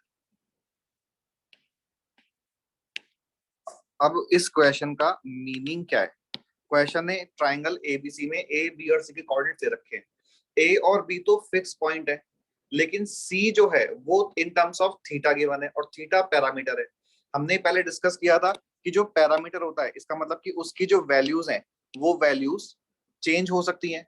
जब हम थीटा की वैल्यूज को चेंज करेंगे तो इसका मतलब कि सी पॉइंट के कोऑर्डिनेट्स चेंज होंगे। और अगर एक ट्राइंगल इस तरह से है जिसमें ए और बी तो फिक्स पॉइंट है लेकिन सी वाला पॉइंट जो है वो वेरिएबल पॉइंट है, ये जैसे जैसे मूव करेगा तो ट्राइंगल अलग अलग ट्राइंगल्स बनते जाएंगे। कभी ये बन जाएगा ट्राइंगल, कभी ये बन जाएगा ट्राइंगल, कभी ये बन जाएगा ट्राइंगल, तो अलग अलग ट्राइंगल्स बनेंगे। तो इन अलग अलग ट्राइंगल्स के इन डिफरेंट ट्राइंगल्स का सेंट्रोइड भी डिफरेंट पोजीशन पे होगा। दैट मींस सेंट्रोइड अब एक वेरिएबल पॉइंट हो गया, फिक्स पॉइंट नहीं है। तो अगर पॉइंट सी मूव करेगा तो अकॉर्डिंगली इस ट्राइंगल का सेंट्रोइड भी मूव करेगा। तो क्वेश्चन बोल रहा है कि सेंट्रोइड जिस पाथ पे मूव करेगा हमें उस पाथ की इक्वेशन बतानी है। तो सबसे पहले हम वही मेथड कि सेंट्रोइड को h, k एज्यूम कर लिया। अब सेंट्रोइड के कोऑर्डिनेट्स जो कि 2 + -1 + 2 sin theta upon 3, 1 + 4 + 3 sin theta upon 3, इन दोनों को जब इक्वल किया तो x कोऑर्डिनेट से आ गया 3h = 1 + 2 sin थीटा और 3k = 5 + 3 sin थीटा। तो हमने h और k को इन टर्म्स ऑफ पैरामीटर फाइंड कर लिया। इस तरह की सिचुएशन जब भी पैरामीटर के बेस पे कोई इक्वेशन गिवन है तो हम सबसे पहले तो h और k in terms of parameter find कर लेंगे और अब हमें इन पैरामीटर्स को एलिमिनेट करना है, थीटा को एलिमिनेट करना है। बताओ कैसे करेंगे? So would it be 3 cos theta? Come again? Would it be 3 cos theta? अरे हाँ, So squaring and adding. हाँ, पर डायरेक्टली स्क्वायरिंग एंड ऐड करेंगे तो वो थीटा बच जाएगा। हम पहले क्या करेंगे कि हमें मतलब जो बेसिक आइडेंटिटी जो अपन को पता होती है वो कौन सी होती है, sine square theta plus cos square theta is equal to 1। तो वो यूज करने के लिए हम बोलेंगे फर्स्ट वाले इक्वेशन से 3h minus 1 upon 2 is equal to sine theta, and second वाले से 3k minus 5 upon 3 is equal to cos theta. और अभी हम स्क्वायरिंग एंड ऐड करेंगे।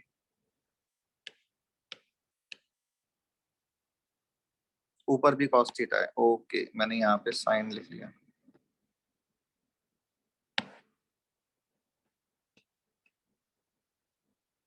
ठीक है, तो स्क्वायरिंग करके ऐड किया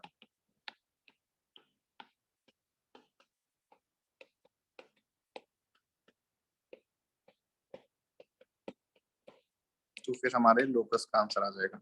चलो आगे तो जो कैलकुलेशन है वो अलग है, लेकिन पैरामीटर वाले क्वेश्चन को हमें इस तरह से सॉल्व करना है।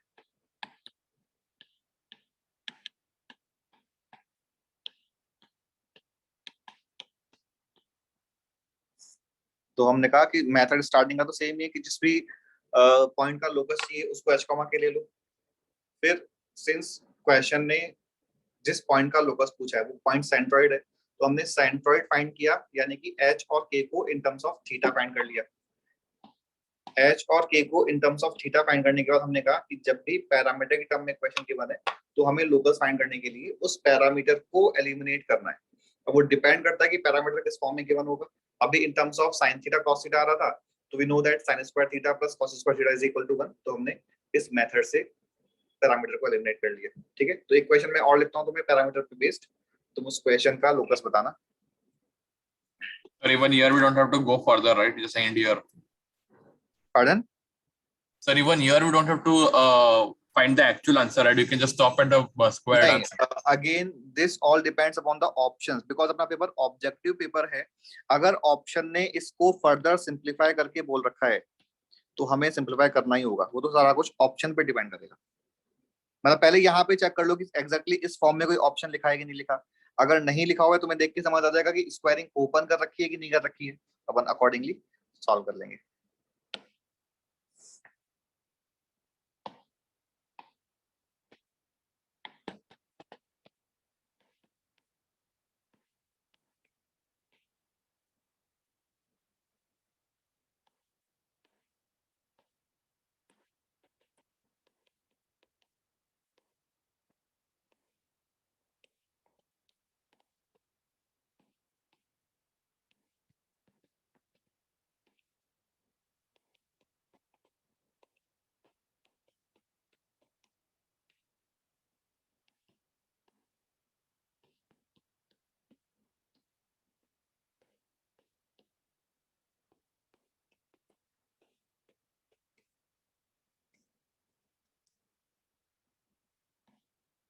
लास्ट में लिखा है parameter.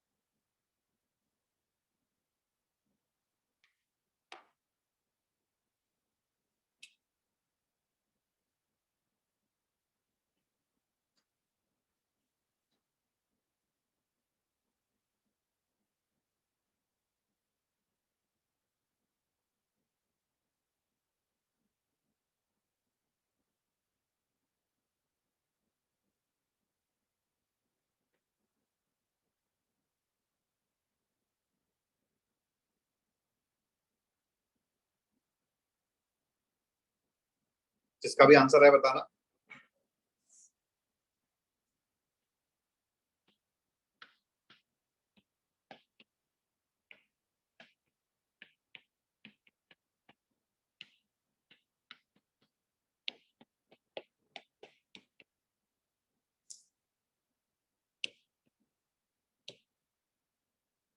x minus 2 is equal to 4y square minus 2y plus 1. Okay.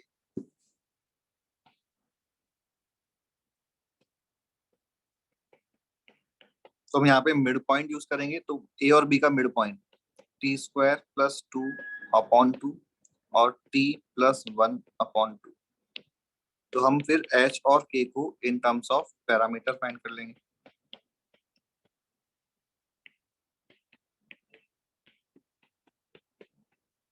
ठीक है, अब हमें इन दोनों से t को एलिमिनेट करना है। तो यहाँ से सेकंड जो इक्वेशन है, इससे t की वैल्यू 2k माइनस 1 आ रही है। ये इक्वेशन हम फर्स्ट में पुट कर देते हैं।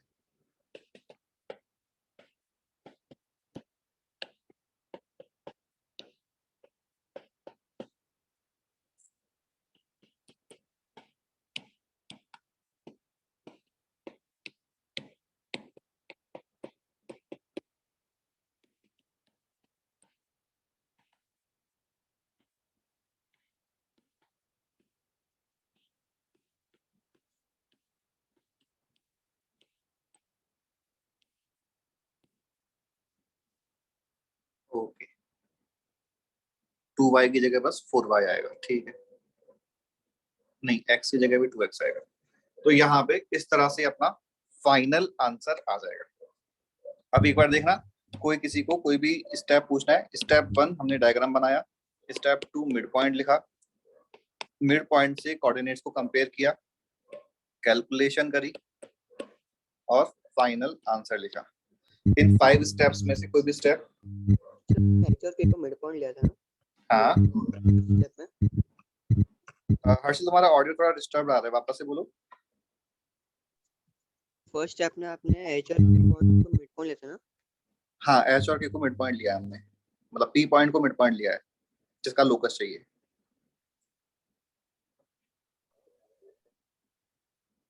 ठीक है, एंड सर मतलब फोर्थ स्टेप जैसे अपन करते हैं, तो कोई भी क्वेश्चन है तो पूरा इक्वेशन एच और के फॉर्म में मिल गया, तो अपन बोल सकते हैं ना कि अपन इससे लोकस फाइंड करेंगे, अपन को सिंपलीफाई करने की जरूरत नहीं हाँ है। हाँ बिल्कुल बिल्कुल बिल्कुल। पैरामीटर की जरूरत नहीं होगी।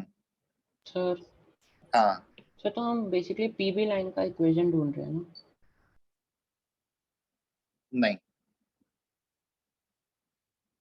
ये वाला जो P है, ये वाला जो B पॉइंट है, ये B point in terms of T given है। तो इसका मतलब कि अगर T 1 होगा तो B पॉइंट बिकम्स 1,1। T अगर 2 होगा तो पॉइंट B बिकम्स 4,2। ऐसे अलग अलग में कभी ये 9,3 बन जाएगा एंड सो ऑन। तो B की अलग अलग पोजीशंस होंगी। अब मैं इस चीज को आगे नेक्स्ट में एक्सप्लेन करता हूँ कि हमने जो आंसर फाइंड किया वो किसका आंसर है। ए तो एक फिक्स पॉइंट है। Sir show previous slide. एक मिनट, बी वाला पॉइंट कभी 1,1 हो सकता था, बी वाला पॉइंट कभी 4,2 हो सकता था, बी वाला पॉइंट कभी 9,3 हो सकता था एंड अलग अलग। बी वाला पॉइंट 0,0 भी हो सकता था अगर हम टी को 0 ले लें। तो हमें इन सब के जो मिड पॉइंट्स हैं उनका लोकस फाइंड करना है। तो मिड पॉइंट यहाँ यहाँ यहाँ यहाँ इस तरह से लाई करेगा। तो हमने इस वाले कर्व की इक्वेशन फाइंड करी जो ब्लू में मैंने बनाया है। तो सर्कल भी बन सकता है ना। इन दिस केस बन नहीं रहा सर्कल, पर डिपेंड करता है क्वेश्चन पे, बन सकता है। तो मतलब वो सब उस पे पार्टिकल घूमेगा ना वो पाथ पे। हर्षल, तुम्हारा ऑडियो डिस्टर्ब है।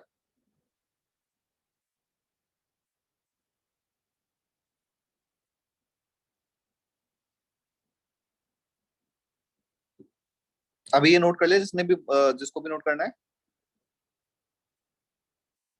तो ये अपना इसी के साथ लोकस भी कंप्लीट है और लोकस में अपन को बस इतना ही समझना है।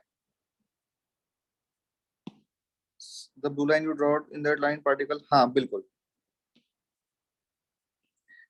ठीक है। अब now next is point and line. हाँ बस लोकस खत्म है, लोकस में और कुछ भी नहीं है। और अभी तक जो अपन ने पढ़ा है ना। Sir show previous slide please. This one sir before this. Before this, इससे पहले तो ये था। Okay sir, done sir, I have written this. अभी तक जो अपन ने डिस्कस किया है उसके बेसिस पे तुम लोग in chapter exercise 1 to 4 solve कर सकते हो। कंप्लीट जो भी पेंडिंग था पहले वो सारा कर लेना 1 to 4, और एक्सरसाइज 1 में up to question number 50 solve कर सकते हो। ठीक है, सर इन चैप्टर पूरा नहीं आ रहा हर्षिल, हमारा ऑडियो नहीं आ रहा। किसी और के पास अगर हर्षिल का ऑडियो आ रहा है तो बताओ क्या बोल रहा है वो। हाँ, फुल 1 to 4 बिल्कुल, हमने सारे पॉइंट्स 1 to 4 में कवर कर लिए हैं। और एक्सरसाइज 1 में क्वेश्चन नंबर 50, तो अपनी जो भी नेक्स्ट क्लास मतलब नेक्स्ट डिस्कशन क्लास होगी नेक्स्ट वीक में, उसमें अपन ये डिस्कस करेंगे। Now next is point and line. Point and line का पहले मैं मीनिंग समझा देता हूँ, फिर उसके बाद मैं सारे जो फॉर्मूले हैं वो नोट कर दूंगा। कि अपने पास अब ऐसी सिचुएशन है कि एक तो लाइन की इक्वेशन गिवन होगी, let's say this line is ax plus by plus c equal to 0, और एक पॉइंट के कोऑर्डिनेट्स गिवन होंगे। मान लिया कि पॉइंट जो है वो x1 y1 है। अब इसमें 3 क्वेश्चंस बनते हैं। फर्स्ट क्वेश्चन कि इस पॉइंट P की इस लाइन से परपेंडिकुलर डिस्टेंस फाइंड करनी है, यानी कि Pn डिस्टेंस फाइंड करनी है। सेकंड क्वेश्चन कि पॉइंट N के कोऑर्डिनेट्स फाइंड करने हैं, पॉइंट N को अपन बोलते हैं foot of perpendicular. And third question कि पॉइंट P का गिवन लाइन के अबाउट अगर रिफ्लेक्शन लें, मतलब कि हम लाइन को मिरर मान लें और इस मिरर के अबाउट पॉइंट P का रिफ्लेक्शन जो मैंने भी डायग्राम में P डैश से रिप्रेजेंट किया है, तो P डैश पॉइंट के कोऑर्डिनेट्स फाइंड करने। ठीक है, तो तुम लोग एक बार सोच के बताओ कि कैसे हम ये क्वेश्चन सॉल्व कर सकते हैं। पॉइंट N के कोऑर्डिनेट्स P एंड डिस्टेंस और P नहीं हर्षिल, ये लाइन ऐसे थोड़ी कि एक्स वाई एक्सिस के पैरेलल है। मान लो एक्स और वाई एक्सिस तो ऐसे कुछ हैं।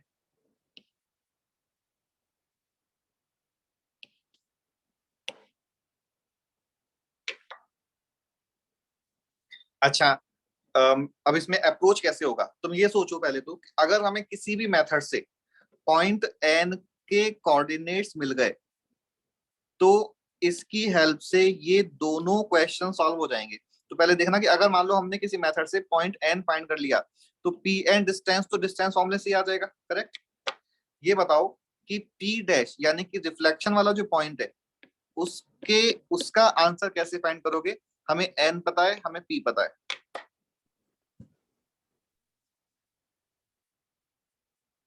मिड पॉइंट फॉर्मूले से।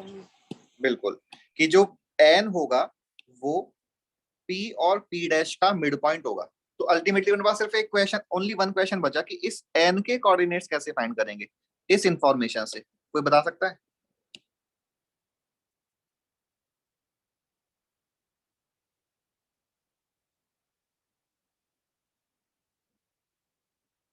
तो मेथड ये है, सर इंटरसेक्शन करेक्ट, पॉइंट। बिल्कुल हमने बिल्कुल सही बोला है। और जो लोग बोल रहे हैं उन्होंने सही बोलते हैं वो लोग, कि हम इंटरसेक्शन पॉइंट फाइंड कर लेंगे पी एन लाइन और गिवन लाइन का। तो इंटरसेक्शन पॉइंट कैसे फाइंड करेंगे, हम पहले पी एन लाइन की इक्वेशन फाइंड कर लेंगे। पी एन लाइन कैसे फाइंड करेंगे कि किसी भी लाइन की इक्वेशन के लिए पॉइंट चाहिए और स्लोप चाहिए। तो पॉइंट तो क्वेश्चन ने बता रखा है, सिंस हमें इस लाइन का स्लोप पता है तो इसके परपेंडिकुलर लाइन का slope m1 m2 equals to -1 से मिल जाएगा। तो इस लाइन का स्लोप मिल गया, इस लाइन की इक्वेशन आ गई। इस लाइन को और इस लाइन को जब सॉल्व करेंगे तो n पॉइंट के कोऑर्डिनेट्स आ जाएंगे। n पॉइंट के कोऑर्डिनेट्स आ गए तो फिर जो तीनों क्वेश्चंस हैं वो सॉल्व हो जाएंगे। लेकिन अब बात क्या है कि अगर हम ये सारा डेरिवेशन एग्जाम में करने बैठेंगे तो एक क्वेश्चन को सॉल्व करने में 10 मिनट लग जाएंगे। तो हमें अब एग्जाम के पॉइंट से इन तीनों के फॉर्मूले याद रखने हैं जिससे कि हम विद इन 2 मिनट्स एग्जाम में क्वेश्चन सॉल्व कर पाए। तो फर्स्ट जो है कि परपेंडिकुलर वर्ड यूज कर लेना चाहिए, बट अगर कभी भी वर्ड परपेंडिकुलर नहीं लिखा हुआ है ना तो हम डिस्टेंस को परपेंडिकुलर ही लेंगे।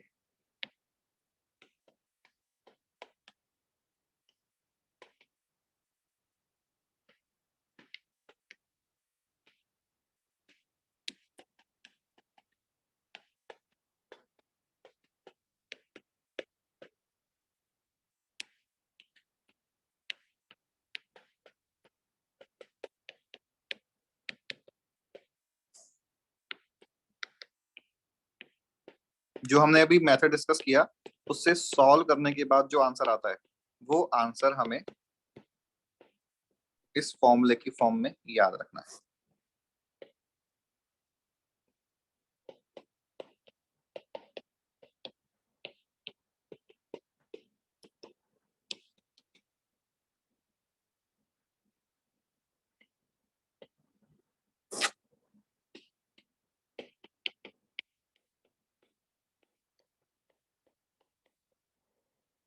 सर आप एक बार This is first slide of point and 9. हाँ, दिस इज फर्स्ट स्लाइड। अभी कोई क्या बोलता है, एक बार क्या?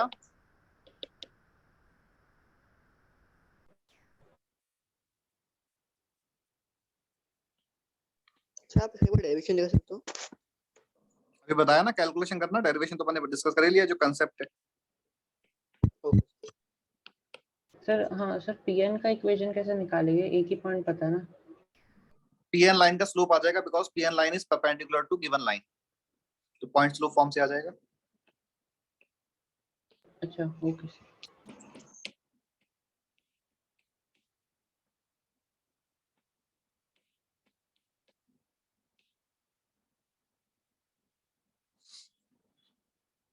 अब एक बार देखना, बाद में नोट कर लेना अगर नोट कर रहे हो तो, कि यहाँ पे हमने जो फॉर्मूला लिखा है उसमें क्या किया कि इस पॉइंट के कोऑर्डिनेट्स को इस लाइन के एक्सप्रेशन में पुट कर दिया। तो ए बी सी तो ऑलरेडी गिवन नंबर्स होंगे लाइन की इक्वेशन में, और एक्स और वाई जो वेरिएबल्स हैं उनके प्लेस पे हमने x1 और y1 नंबर्स रख दिए। तो न्यूमरेटर एक नंबर आ जाएगा और डिनोमिनेटर क्या है कि x का जो कोफिशिएंट है उसका स्क्वायर प्लस y का जो कोफिशिएंट है उसका स्क्वायर का स्क्वायर रूट। तो ये दोनों ही एक नंबर आ जाएंगे, मतलब दो नंबर्स आ जाएंगे। तो इस तरह से हम परपेंडिकुलर डिस्टेंस p फाइंड कर लेंगे। सेकंड, फुट ऑफ परपेंडिकुलर, यानी कि इस पॉइंट n के कोऑर्डिनेट्स फाइंड करने का जो मेथड है वो क्या लिखा है अपन ने कि x minus x1 upon a is equal to y minus y1 upon b is equal to minus time a x1 plus b y1 plus c upon a square plus b square. एक important चीज जो common mistake होता है कि जब हम distance find कर रहे हैं तब तो स्क्वायर रूट आता है, लेकिन जब हम फुट ऑफ परपेंडिकुलर के कोऑर्डिनेट्स फाइंड कर रहे हैं तो डिनोमिनेटर में स्क्वायर रूट नहीं है।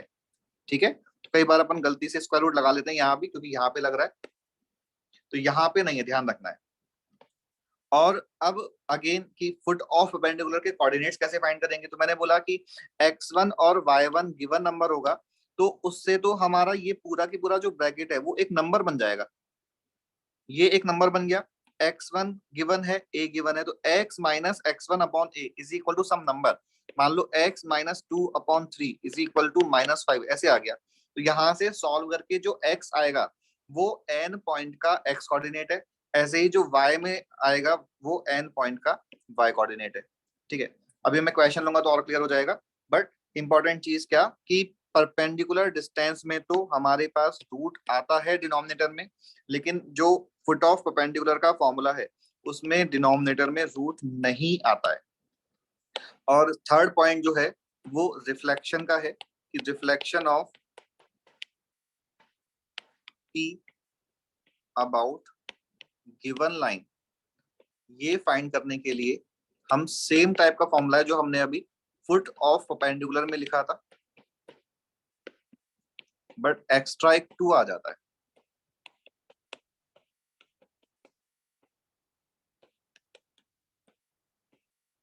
ठीक है, मैं अभी जिससे कि क्लैरिटी रहे मैं एक बार क्वेश्चन लिख लेता हूँ, फिर इसमें जो आगे का नोट है वो लिखाऊंगा बाद में। नोट क्वेश्चन क्या कि find foot of perpendicular distance and reflection. Can you go to last slide? एक मिनट, अभी मैं लास्ट वाले फॉर्मूले वापस यहाँ लिखूंगा। Reflection of point P about line 3x plus 4y minus, तो मान लो हमने पॉइंट ले लिया 2,3, तो 3 इंटू 2 6, 3 इंटू 4 12, 6 प्लस 12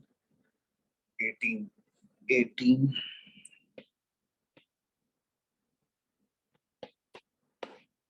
हाँ, अब एक बार P dash N and P N equal हैं, बिल्कुल ठीक है। और लास्ट स्लाइड जो है वो ऊपर देख लो कि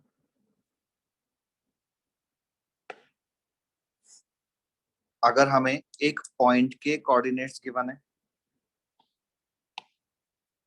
पी गिवन है, और एक लाइन की इक्वेशन गिवन है, तो हमने 3 टाइप के क्वेश्चंस यहाँ पे सॉल्व करने का फॉर्मूला लिखा है। इस पॉइंट की इस लाइन से परपेंडिकुलर डिस्टेंस, इस पॉइंट का इस लाइन पे फुट ऑफ परपेंडिकुलर जो बनेगा उसके कोऑर्डिनेट्स, और लास्ट है रिफ्लेक्शन। रिफ्लेक्शन में जो है ये वाला जो फॉर्मूला है, ये फॉर्मूला एज इट इज है, बस यहाँ पे एक एक्स्ट्रा 2 लिखा हुआ है। रिफ्लेक्शन में ये वाला 2 बस एक्स्ट्रा है, और फुट ऑफ परपेंडिकुलर में ये 2 नहीं है। ठीक है, तो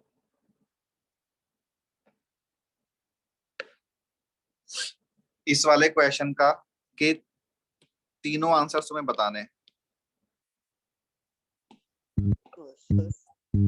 हाँ सर हमको अगर n का मालूम पड़ गया कोऑर्डिनेट्स और अपन को पॉइंट्स ढूंढने का है, तो डिस्टेंस हम बिल्कुल बिल्कुल कर सकते हो। अभी तो मैंने कहा तीनों क्वेश्चन एक साथ लिखते हैं, पर जनरली जैसे मान लो अलग अलग क्वेश्चन ने अलग अलग पार्ट पूछा है, तो फिर अपन डायरेक्टली फॉर्मूला यूज कर देंगे। बट ऑब्वियसली अगर तीनों ही पार्ट पूछे हैं तो जो तुमने बोला वो सही है, मतलब pn और equal to pn dash n भी तो इक्वल होगी। हाँ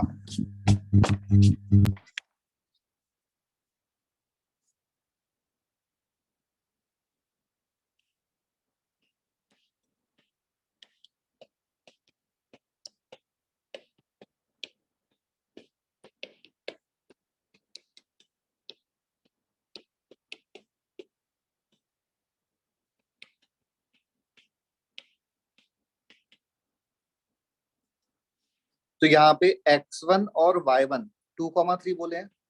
ओके, परपेंडिकुलर डिस्टेंस 5 यूनिट आ रहा है, ठीक है।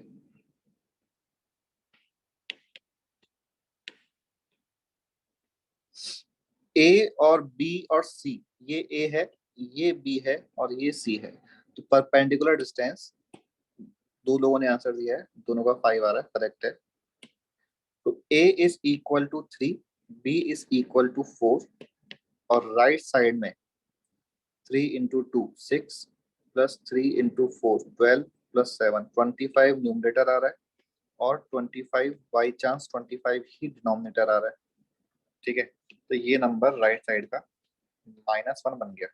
तो सॉल्व करा तो x is equal to 2 minus 3 and y is equal to 3 minus 4।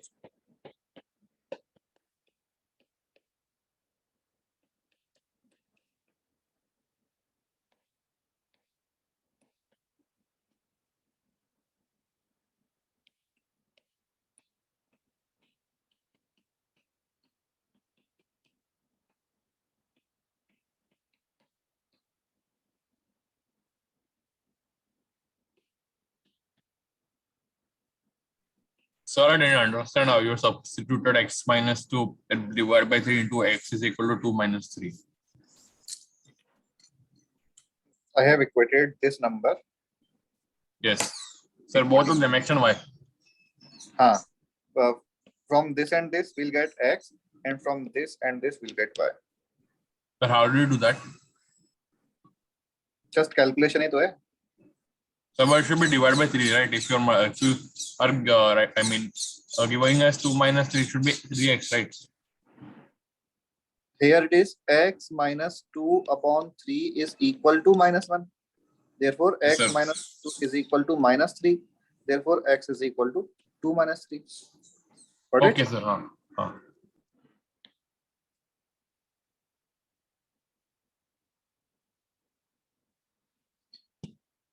तो पॉइंट n के कोऑर्डिनेट्स हमने इस तरह से फाइंड कर लिए, फिर परपेंडिकुलर डिस्टेंस के लिए फॉर्मूला यूज कर लिया। तो इंपॉर्टेंट चीज है कि नंबर्स जो हमने सेलेक्ट किए हैं वो कौन सा नंबर कहाँ से लिया है। और सिद्धांत ने रिफ्लेक्शन का आंसर बोला है -4, -5। और कोई कंफर्म करो।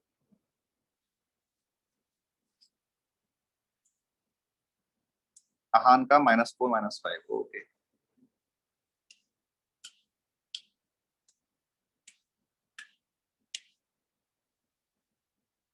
श्रेयस का भी सेम। ओके,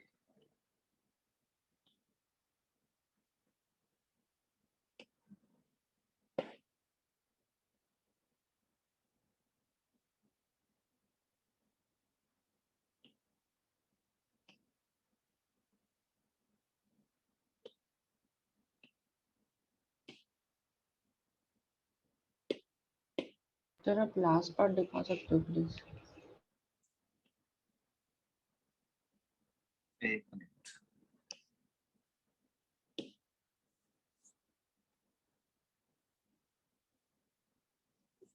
-4 -1 नहीं आ रहा, -4 -5 आ रहा है। एक बार कैलकुलेशन चेक करो। Yes sir, done.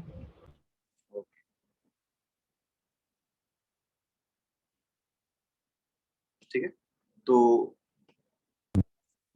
जो नेक्स्ट क्या था, रिफ्लेक्शन। रिफ्लेक्शन के लिए अपन क्या करेंगे,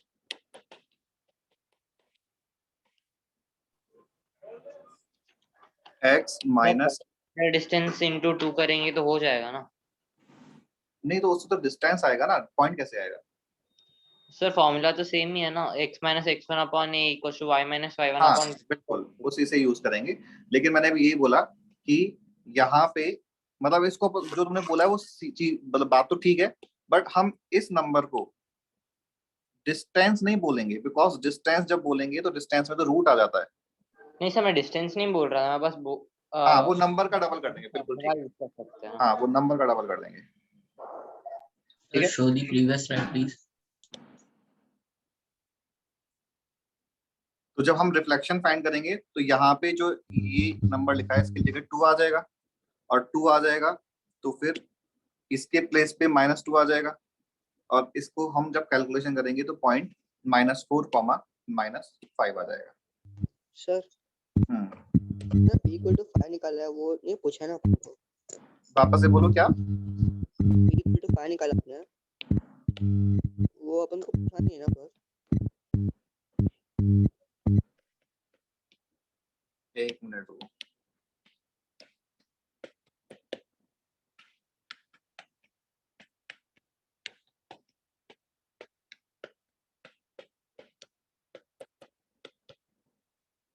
ये इसका कंप्लीट सॉल्यूशन हो गया। और जितने तुम लोग जिनको ये चीज क्लियर है, ये सॉल्व करो कि find reflection of point 2,3 about line y equal to x। हाँ हर्षिल, अब बोलना क्या? सर हमने वो सेकंड पार्ट जो किया सॉल्व, हम्म, पूछा नहीं है ना पर? तो उसमें हमने हमको तो p5 फाइंड कर लिया। हाँ, तो वो हमको तो p dash n p' point जो चाहिए, नहीं हर्षित तुम चैट बॉक्स में लिख के बताओ, तुम्हारा ऑडियो बहुत ज्यादा डिस्टर्ब है।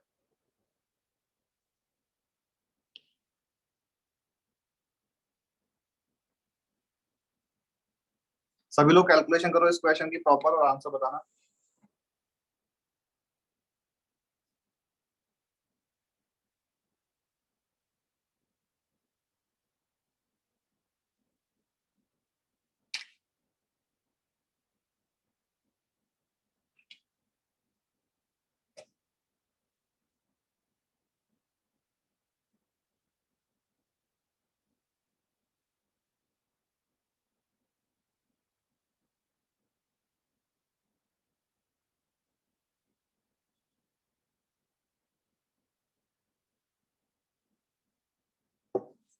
श्रेयस ने बोला है आंसर, ठीक है। Figures perpendicular distance p Sir, dash show previous and coordinates slides. of p, right? नहीं, we are asked to find perpendicular distance pn and coordinates of p dash।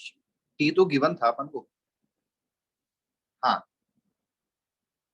pn distance and coordinate of p dash।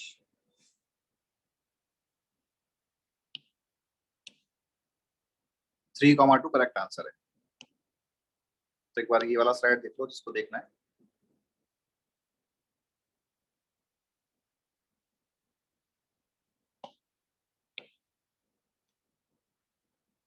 Sir, please show the slide before this. Before this तो ये था,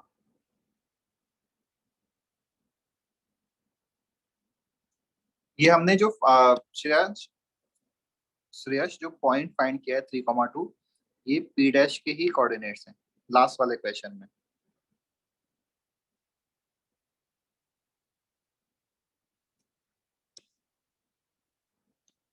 ठीक है, तो जो सबसे last में मैंने क्वेश्चन दिया था उसमें अपन क्या करेंगे, मतलब ये मैंने लिखा क्यों है, इसका मेन पर्पज है कि जो y equal to x line है इसको हम या तो x minus y equal to 0 use करेंगे या y minus x equal to 0 use करेंगे, लेकिन कोई एक ही यूज करेंगे। मिसमैच नहीं कर देना कि कभी ये ले लिया और कभी ये ले लिया, नहीं, मतलब साइन का यहाँ पे इंपॉर्टेंस है। ठीक है, तो हमने अगर लाइन को x minus y equal to 0 लिया तो हमारा आंसर, अब मतलब मैं बेसिक से कंपेयर करूं तो a इक्वल टू 1 है, b इक्वल टू -1 है और c इक्वल टू 0 है, और ऑब्वियसली x1 की वैल्यू 2 है, y1 की वैल्यू 3 है। तो x minus x1 upon a is equal to y minus y1 upon b is equal to -2 times a x1 minus b y1 यानी कि -1 upon a square plus b square यानी कि 2। तो ये नंबर जो है वो कैलकुलेशन करने के बाद 1 आ रहा है। तो हम अगर x की वैल्यू लिखेंगे तो x is equal to 2 plus 1 यानी कि 3 आ जाएगा, और y is equal to 3 minus 1 यानी कि 2 आ जाएगा। तो इसका मतलब कि p डैश पॉइंट के कोऑर्डिनेट्स 3,2 आ जाएंगे, जो काफी सारे लोगों ने आंसर बोला भी है। अब इसमें ये एक इस क्वेश्चन का जो दूसरा पर्पस कि हमें अब ये ऑब्जर्वेशन एग्जाम के पॉइंट से याद भी रखना है। ऑब्जर्वेशन क्या है कि जब भी line y equal to x given होगा ना तो a कॉमा b का reflection always b comma a आ जाएगा। तब जब भी line y equal to x होगा तो reflection of a comma b is b comma a। तो हम जो क्वेश्चन को सॉल्व करने में अपन को काइंड ऑफ 1 मिनट लगा था, अगर क्वेश्चन ने यही लाइन बोल दिया तो एग्जाम में हम विद इन, फिर तो पेन चलाना ही नहीं है, सीधे अपना आंसर आ जाएगा। ठीक है, ये मैं भी नोट भी कराऊंगा, बट एक बार ये यहाँ तक ये जो सॉल्यूशन है सब लोग देख लो, समझ लो, नोट करना है तो नोट कर लो, फिर अपन नेक्स्ट स्लाइड पे चलते हैं।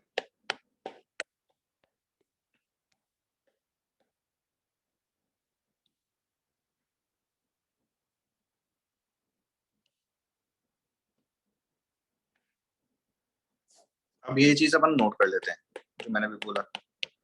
फर्स्ट पॉइंट क्या बोला,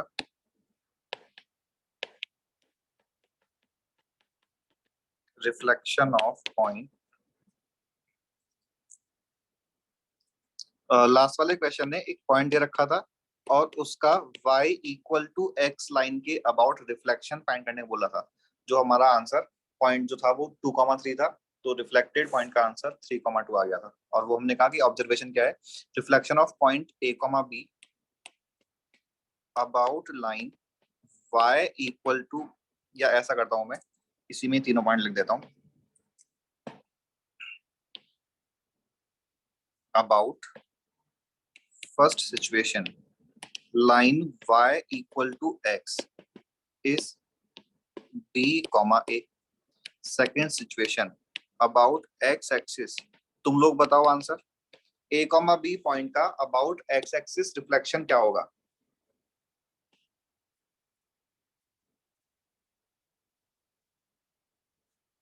a comma b का about x axis रिफ्लेक्शन क्या होगा? फॉर्मूले से नहीं जाना है, सोच के बताना है एक्स वाई प्लेन में। सिद्धांत ने बोला माइनस a कॉमा, अरे सबने अलग अलग आंसर दे दिया।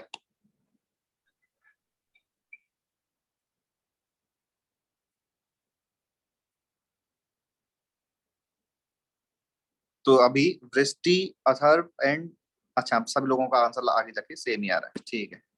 तो पॉइंट जो है वो क्या बन जाएगा, सिंस एक्स एक्सिस के बाद रिफ्लेक्शन ले रहे हैं तो एक्स कोऑर्डिनेट चेंज नहीं होगा, तो a कॉमा माइनस बी हो जाएगा।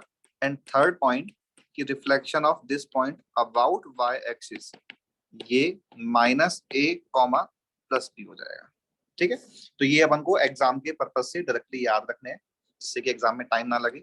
सेकंड पॉइंट, ये मुझे श्योर नहीं कि मैंने पहले नोट करवाया कि नहीं कराया, कि अगर हमें दो लाइंस गिवन है विच आर पैरेलल लाइंस, तो इन दोनों के बीच का जो डिस्टेंस है, ये ऐसा कोई फॉर्मूला लिखा था क्या अपन ने, d is equal to c1 minus c2 upon root over, okay. जब हमने पैरेलल लाइंस पढ़ा था तो अगर नोट नहीं किया था तो यहाँ पे नोट कर लेते हैं कि distance between two parallel lines a1x plus b1y, इसको मैं 1 की रिक्वायरमेंट ही नहीं है अपन को क्योंकि पैरेलल है, तो ax plus by plus c1 equal to 0 and ax plus by plus c2 equals to 0 is equal to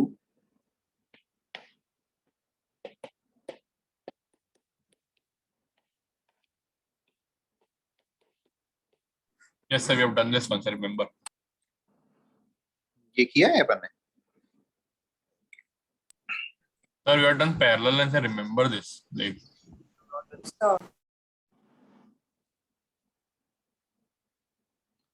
this formula was not given. Okay, ठीक है, अभी नोट कर लिया अपन ने. थर्ड पॉइंट,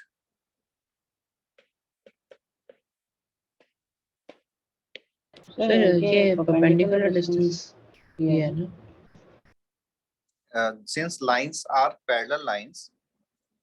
हाँ वृष्टि, ओरिजिन के अबाउट भी अगर पूछ लिया, मैं अभी एक करके आंसर बताता हूँ. एक तो बोला कि परपेंडिकुलर डिस्टेंस, देखो अगर लाइंस पैरेलल लाइंस हैं तो हमने कहा कि डिस्टेंस जब भी वर्ड यूज करेंगे हम उसका मतलब परपेंडिकुलर डिस्टेंस से लेंगे, और ये सारे के सारे डिस्टेंसेस जो हैं वो परपेंडिकुलर डिस्टेंसेस है, तो हम इसी की बात कर रहे हैं.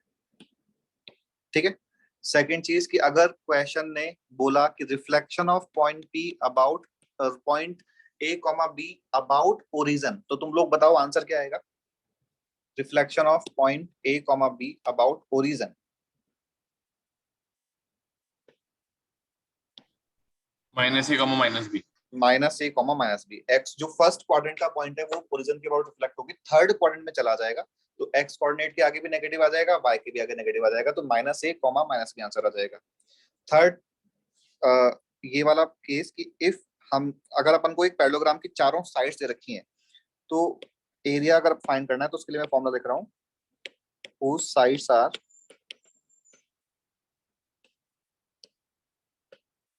y equal to m1x plus, in fact मैं डायग्राम बना देता हूँ जिससे कि क्लैरिटी रहे.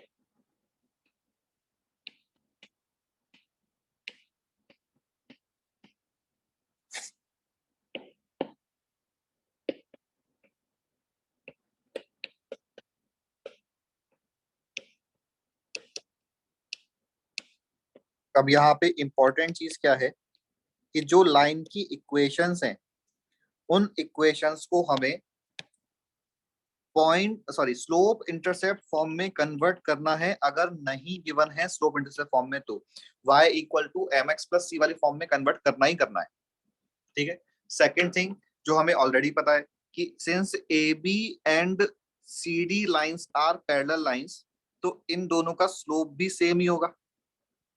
ऐसे ही these two lines are parallel, तो इन दोनों का स्लोप भी अपन ने सेम ही लिया है. तो लाइन पैरेललोग्राम बना रही है चारों मिलके, तो हमने यहाँ पे C1 माइनस C2 का मतलब अपोजिट साइड, इस साइड और इस साइड का जो y इंटरसेप्ट आ रहा है उनको एक ब्रैकेट में रखा है, उनके डिफरेंस को. ऐसे ही इन दोनों के y इंटरसेप्ट के डिफरेंस को एक ब्रैकेट में रखा है, और जो दो ही स्लोप होंगे अपने पास, एक m1 स्लोप और एक m2 स्लोप, तो इन दोनों को हमने डिनोमिनेटर में नीचे रखा है. तो फॉर्मूला जो है वो हमें इसी तरह से याद रखना है कि अपोजिट, सबसे पहला स्टेप कि जो चारों लाइंस हैं उन लाइंस को हम स्लोप इंटरसेप्ट फॉर्म में कन्वर्ट कर लेंगे अगर नहीं है तो. फिर सेकंड चीज कि जो फॉर्मूला है उसमें पैरेलल लाइंस के y इंटरसेप्ट को एक ब्रैकेट में रखना है. तो AB और CD का y intercept C1 minus C2, BC और AD का y intercept D1 minus D2, और डिनोमिनेटर में M1 माइनस M2. तो ये अपन को ये अपन को पैरेललोग्राम का एरिया मिल जाएगा। ठीक है, Sir, हाँ so we can do anything ना, d2 minus d1 also, c2 minus c1, क्योंकि मॉड ही लगा है ना। हाँ हाँ बिल्कुल बिल्कुल। Okay. हर्षल, स्टेप्स की जगह हम नेक्स्ट क्वेश्चन ही जब करेंगे ना तो इसमें कवर हो जाएगा ये। तो मैं भी तुम्हें नेक्स्ट क्वेश्चन दे रहा हूँ। पहले तो एक पैरेलल लाइंस का लिखते हैं क्वेश्चन फाइंड। अच्छा, एक और पॉइंट देखना, मैंने लास्ट में उस टाइम एक्सप्लेन नहीं किया था कि हमने जब ये पॉइंट नंबर 2 लिखा है ना, तो ये इंपॉर्टेंट है कि जो दोनों लाइंस गिवन है, ये दोनों लाइंस में x और y के कोफिशिएंट सेम हो, क्योंकि गिवन क्वेश्चन में तो डिफरेंट भी हो सकते हैं, लेकिन हमें अगर डिफरेंट है तो सेम बना लेने हैं। तो इसका मीनिंग क्या हुआ?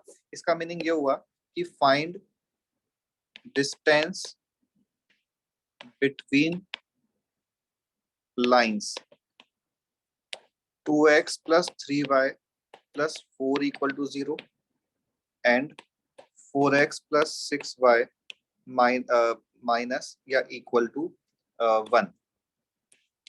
अभी first thing कि these two lines are parallel lines. Is it clear? These two lines are parallel lines because a1 upon a2 is equal to b1 upon b2. ठीक है, बट अभी हम फॉर्मूला डायरेक्टली यूज नहीं कर सकते because यहाँ पे कोफिशिएंट 2 और 3 है, यहाँ पे कोफिशिएंट 4 और 6 है। तो हम क्या करेंगे कि जो फर्स्ट लाइन है इसको 2 से मल्टीप्लाई करेंगे, तो this becomes 4x plus 6y equals to -8 and second line as it is 4x plus 6y equal to 1। अब जाके हम फॉर्मूला यूज करेंगे और फॉर्मूला क्या हो जाएगा? c1 minus c2 upon root over a square plus B square. ठीक है, तो हमने जब दोनों जगह 4 6 बना लिया तभी जाके हमने फॉर्मूला यूज किया। हाँ, तो ये भी तो पैरेलल है, लेकिन कोफिशिएंट्स तो अलग अलग हो ही सकते हैं। नहीं क्वेश्चन में मेंशन होगा क्या पैरेलल है, तभी हम उसको ये वाला फॉर्मूला। नहीं, इस वाले क्वेश्चन ने पैरेलल वर्ड कहाँ यूज किया है, तो हमें तो जब हमने लाइन की इक्वेशंस को देखा तो समझ आया कि lines are parallel. Two lines को हम पैरेलल कैसे चेक करते हैं? इससे a1 upon a2 equals to b1 upon b2, और पैरेलल और डिस्टिंक्ट है तो c1 upon c2 not equal. तो यहाँ पे ये कंडीशन होल्ड कर रही है, therefore these lines are parallel. और सिंस लाइंस आर, अच्छा एक जस्ट डिफरेंट क्वेश्चन कि अगर मान लो कोई ऐसी दो लाइंस दे रखी हैं जो पैरेलल नहीं है, मतलब ऐसे है कि x plus y equal to 5 and 2x plus y equal to 7, obviously these lines are not parallel lines। सबको क्लियर है? और क्वेश्चन बोला कि इनके बीच में शॉर्टेस्ट डिस्टेंस बताओ, कितना होगा? 0, बिकॉज ये लाइन कहीं ना कहीं इंटरसेक्ट कर जाएंगी, तो इनके बीच का शॉर्टेस्ट डिस्टेंस 0 हो जाएगा। बिल्कुल ठीक है, ठीक है। तो अगर क्वेश्चन पैरेलल लाइंस नहीं देता है तो फिर क्वेश्चन पूछेगा भी नहीं कभी, बिकॉज उस सिचुएशन में लाइन कुछ भी दे दिया जाए शॉर्टेस्ट डिस्टेंस 0 ही आ जाएगा। लेकिन अभी क्वेश्चन में पैरेलल लाइंस गिवन है, तो बस हमने बोला कि अगर लाइंस पैरेलल गिवन है तो उनके x और y के जो कोफिशिएंट्स हैं वो सेम बना लो, जिससे कि फॉर्मूले में हम जब a square plus b square use कर रहे हैं तो हम सेम यूज कर पाए। अदरवाइज यहाँ पे अगर हम 2 और 3 रखते और यहाँ पे 4 6 रखते तो फिर हमें ये नहीं समझ आता कि नीचे a स्क्वायर की वैल्यू क्या लिखें, b स्क्वायर की वैल्यू क्या लिखें। नीचे कितना हो गया? 30 प्लस 40 प्लस 52। तो ये इस क्वेश्चन का फाइनल आंसर आ गया।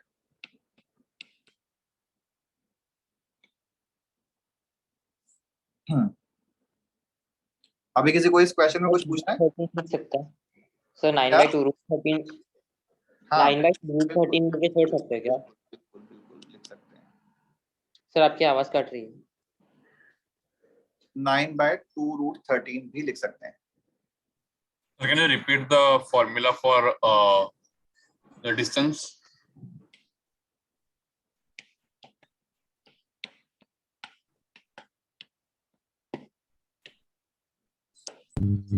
Okay sir, thank you. एक बार देखो कि हमने जो केस लिखा है इसमें हमने बोला कि जो लाइंस गिवन है वो first line ax plus by plus c 1 equal to 0 है and second line ax plus by plus c 2 equal to 0 है। तो यहाँ पे जो हमने फॉर्मूला लिखा था तो इन दोनों लाइन के x और y के कोफिशिएंट्स को हमने a और b ही लिया है। तो ये formula, this formula is valid only when coefficients of both the lines are same, ठीक है। बट जो हमने क्वेश्चन किया है उसमें क्वेश्चन ने तो x और y का कोफिशिएंट फर्स्ट लाइन में 2 और 3, सेकंड लाइन में 4 और 6 दे रखा था।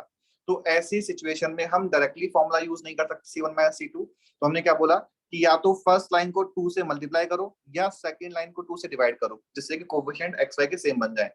तो अभी हमने फर्स्ट लाइन को 2 से मल्टीप्लाई किया तो लाइन ये बन गई। अभी इन दोनों लाइन में कोफिशिएंट सेम बन गए।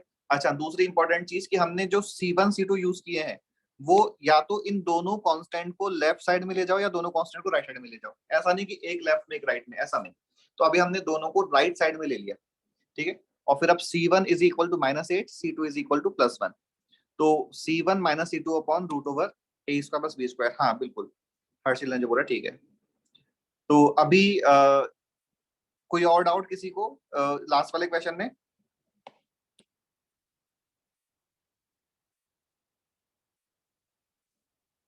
ठीक है, चलो फिर आज का एक लास्ट क्वेश्चन एरिया वाला, और इसमें थोड़ा सा टाइम भी लगेगा। तो क्वेश्चन इज लाइक दिस कि फाइंड एरिया ऑफ पैरेललोग्राम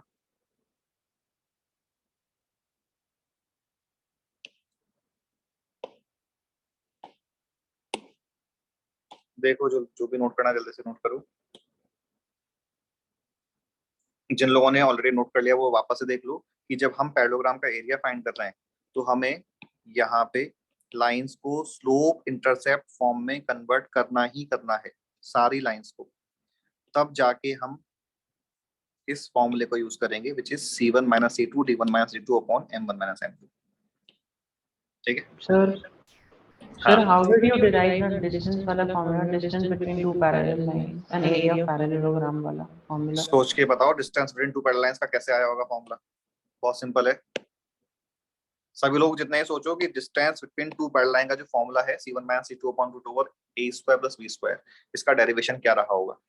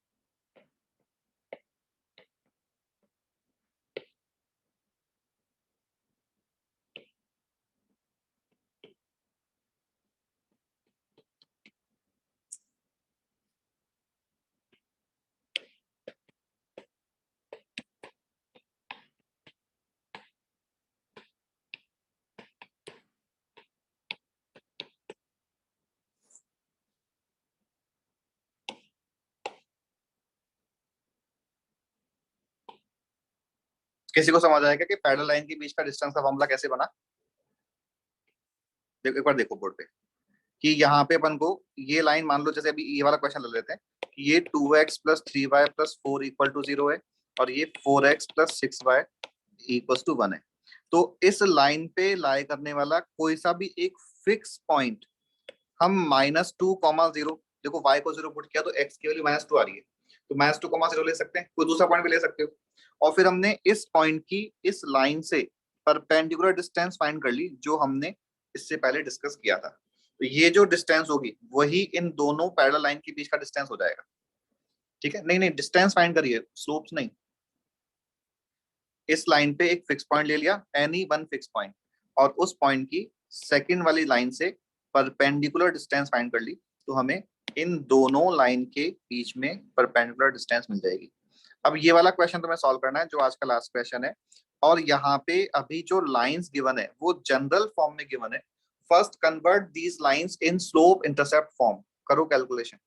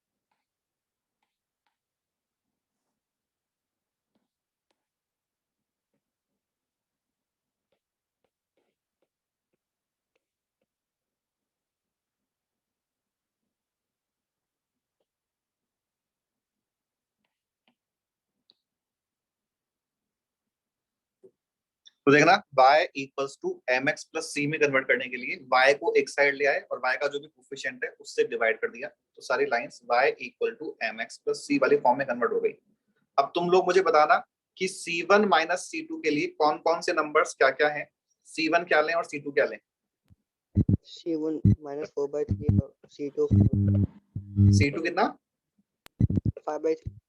5/3। ये इंपॉर्टेंट है कि जो दो पैरेलल लाइंस हैं उनके कांस्टेंट्स को लेना है एक साथ, L1 L2 का नहीं लेना है, L1 L3 का लेना है। तो C1 is minus 4/3 and C2 is plus 5/3, तो C1 minus C2 becomes this number. ऐसे ही D1 minus D2 is equal to -1 minus 7 and M1 minus M2 कितना लें, M1 कितना 2/3. M1 is 2/3 and M2 is -3. तो M1 minus M2 becomes 2/3 plus 3.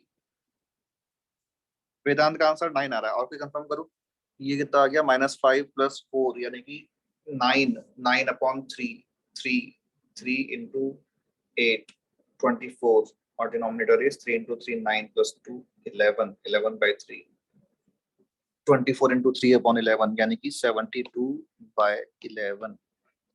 हाँ 72/11 आ रहा है क्रिस्टी का जो आ रहा है। ठीक है, तो आज की क्लास में अपन यहाँ तक ही रखेंगे, बट लास्ट वाला जो क्वेश्चन है वो एक बार देखो सभी लोग कि हमने पहले लाइन को स्लोप इंटरसेप्ट फॉर्म में कन्वर्ट किया और फिर C1 माइनस C2 जो पैरेलल लाइंस थी ना L1 एंड L3 उनके कांस्टेंट्स को लिया है, और D1 माइनस D2 जो दूसरी पैरेलल लाइंस का पेयर है L2 एंड L4 उनके कांस्टेंट्स को लिया है। ठीक है, और अभी जो मैंने होमवर्क बताया था in chapter exercise 1 to 4 complete, exercise 1 में क्वेश्चन नंबर 1 से क्वेश्चन नंबर 50 तक जो भी अपन ने नहीं पहले डिस्कस किया है वो सारे सॉल्व कर लेना। तो नेक्स्ट वीक में जो भी अपने डाउट क्लास लगेगी हम ये डिस्कस करेंगे। Sir, this is last, right? This is last, right? yes, this is last slide. Sir, can you repeat what you have to do? In chapter exercise 1 to 4 and exercise 1 question number 1 to question number 50. Okay, sir. A variable point Herschel is a point which moves, जैसे 2,3 जो है 2,3 this is a fixed point, इसको move नहीं कर सकते, fix हो गया x y plane में। बट अगर हम बोलें कि जैसे हमने लिया था कि sin theta cos theta where theta is parameter, तो थीटा की वैल्यू तुम 0 पुट करोगे तो पॉइंट 0,1 बन जाएगा, थीटा की वैल्यू तुम π/2 पुट करोगे तो पॉइंट 1,0 बन जाएगा। Yes you can leave. तो इस तरह से वो पॉइंट जो थीटा की डिफरेंट वैल्यूज के लिए डिफरेंट पोजीशंस ले रहा है that is called variable point. ठीक है, तो चलो अपन फिर इसके बाद नेक्स्ट क्लास में कंटिन्यू करेंगे। Okay, good bye everyone.